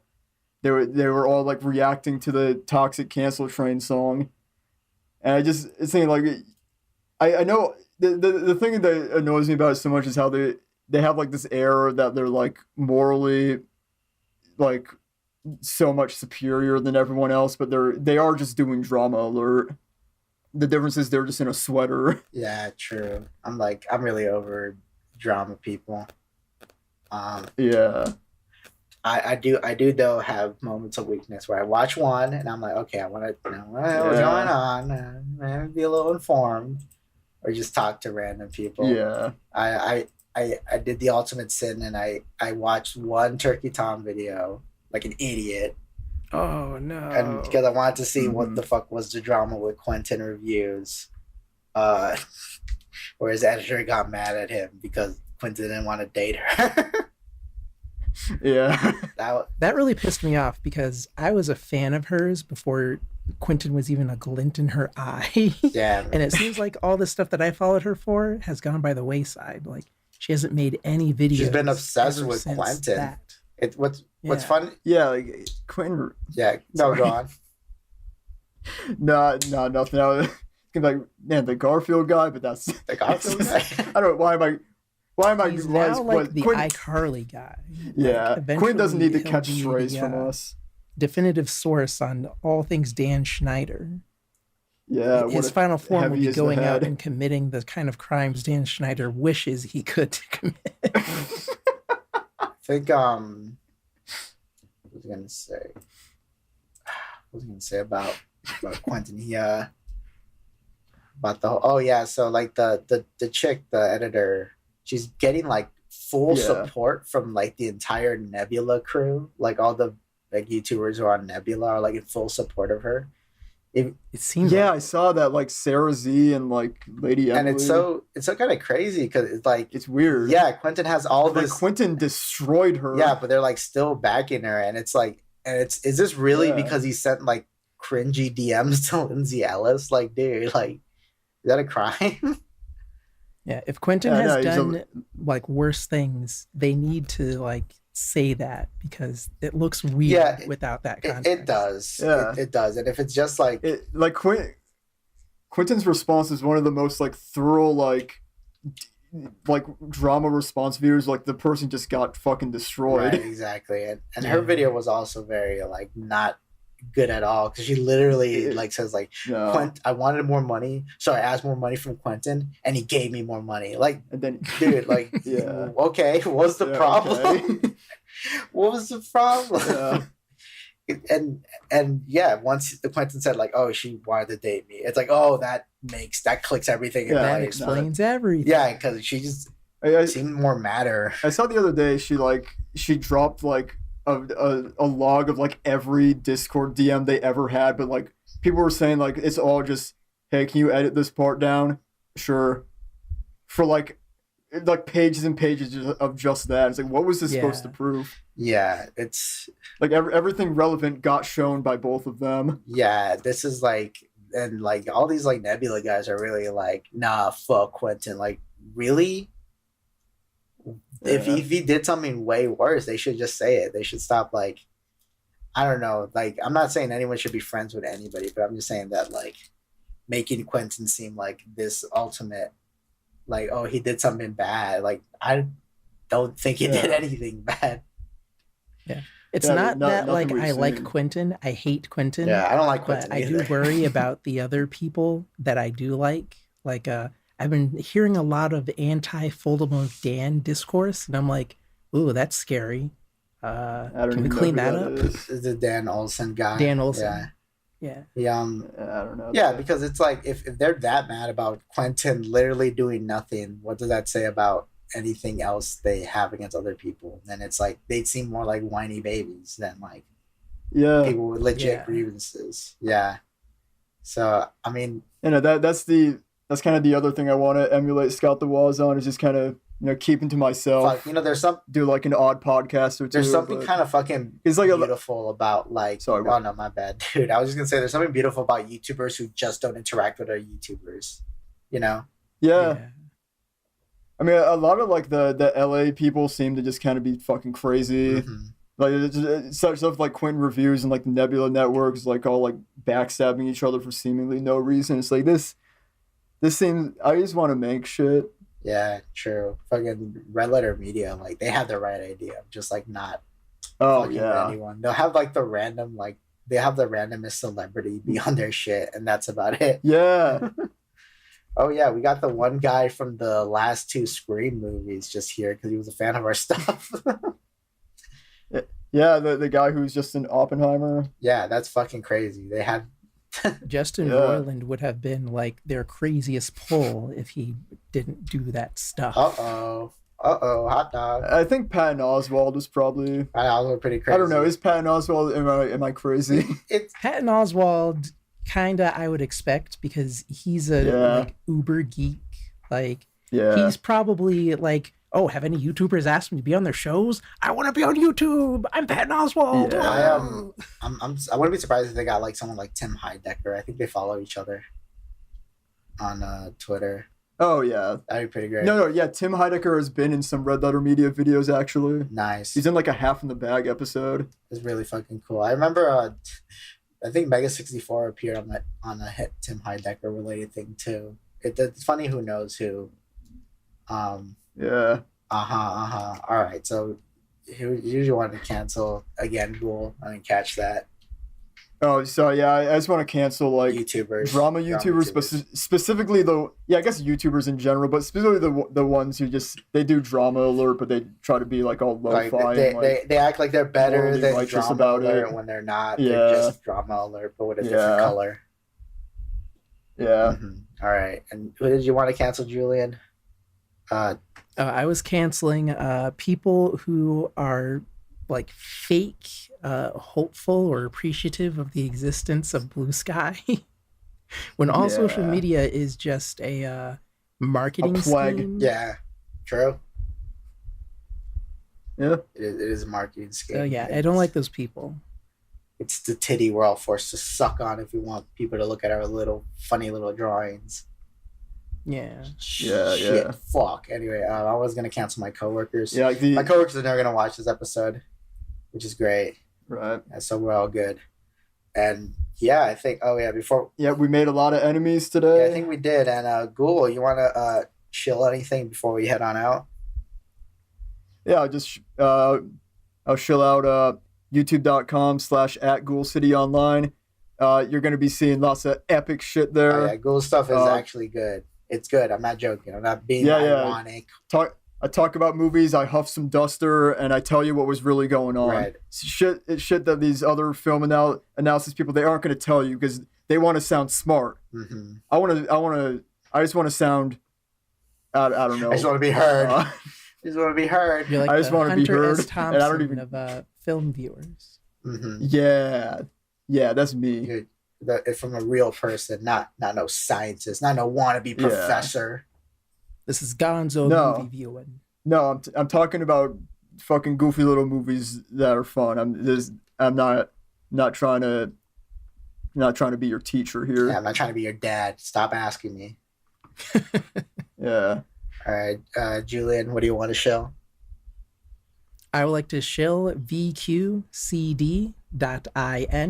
It's my website, and I just want people to go there and check out the stuff. There will be more stuff in the future. Hell yeah. And I'm Cheesymanfredo. Extra Souls pre-orders wrapped up. I don't know what my next comic is going to be. I don't know, maybe I'll do another pre-order round of Mick Pagliacci. I need to get another boost, and I don't know. Twitter's been so fucking out of it these past couple of months, and maybe I should just wait until the final implosion or the actual death.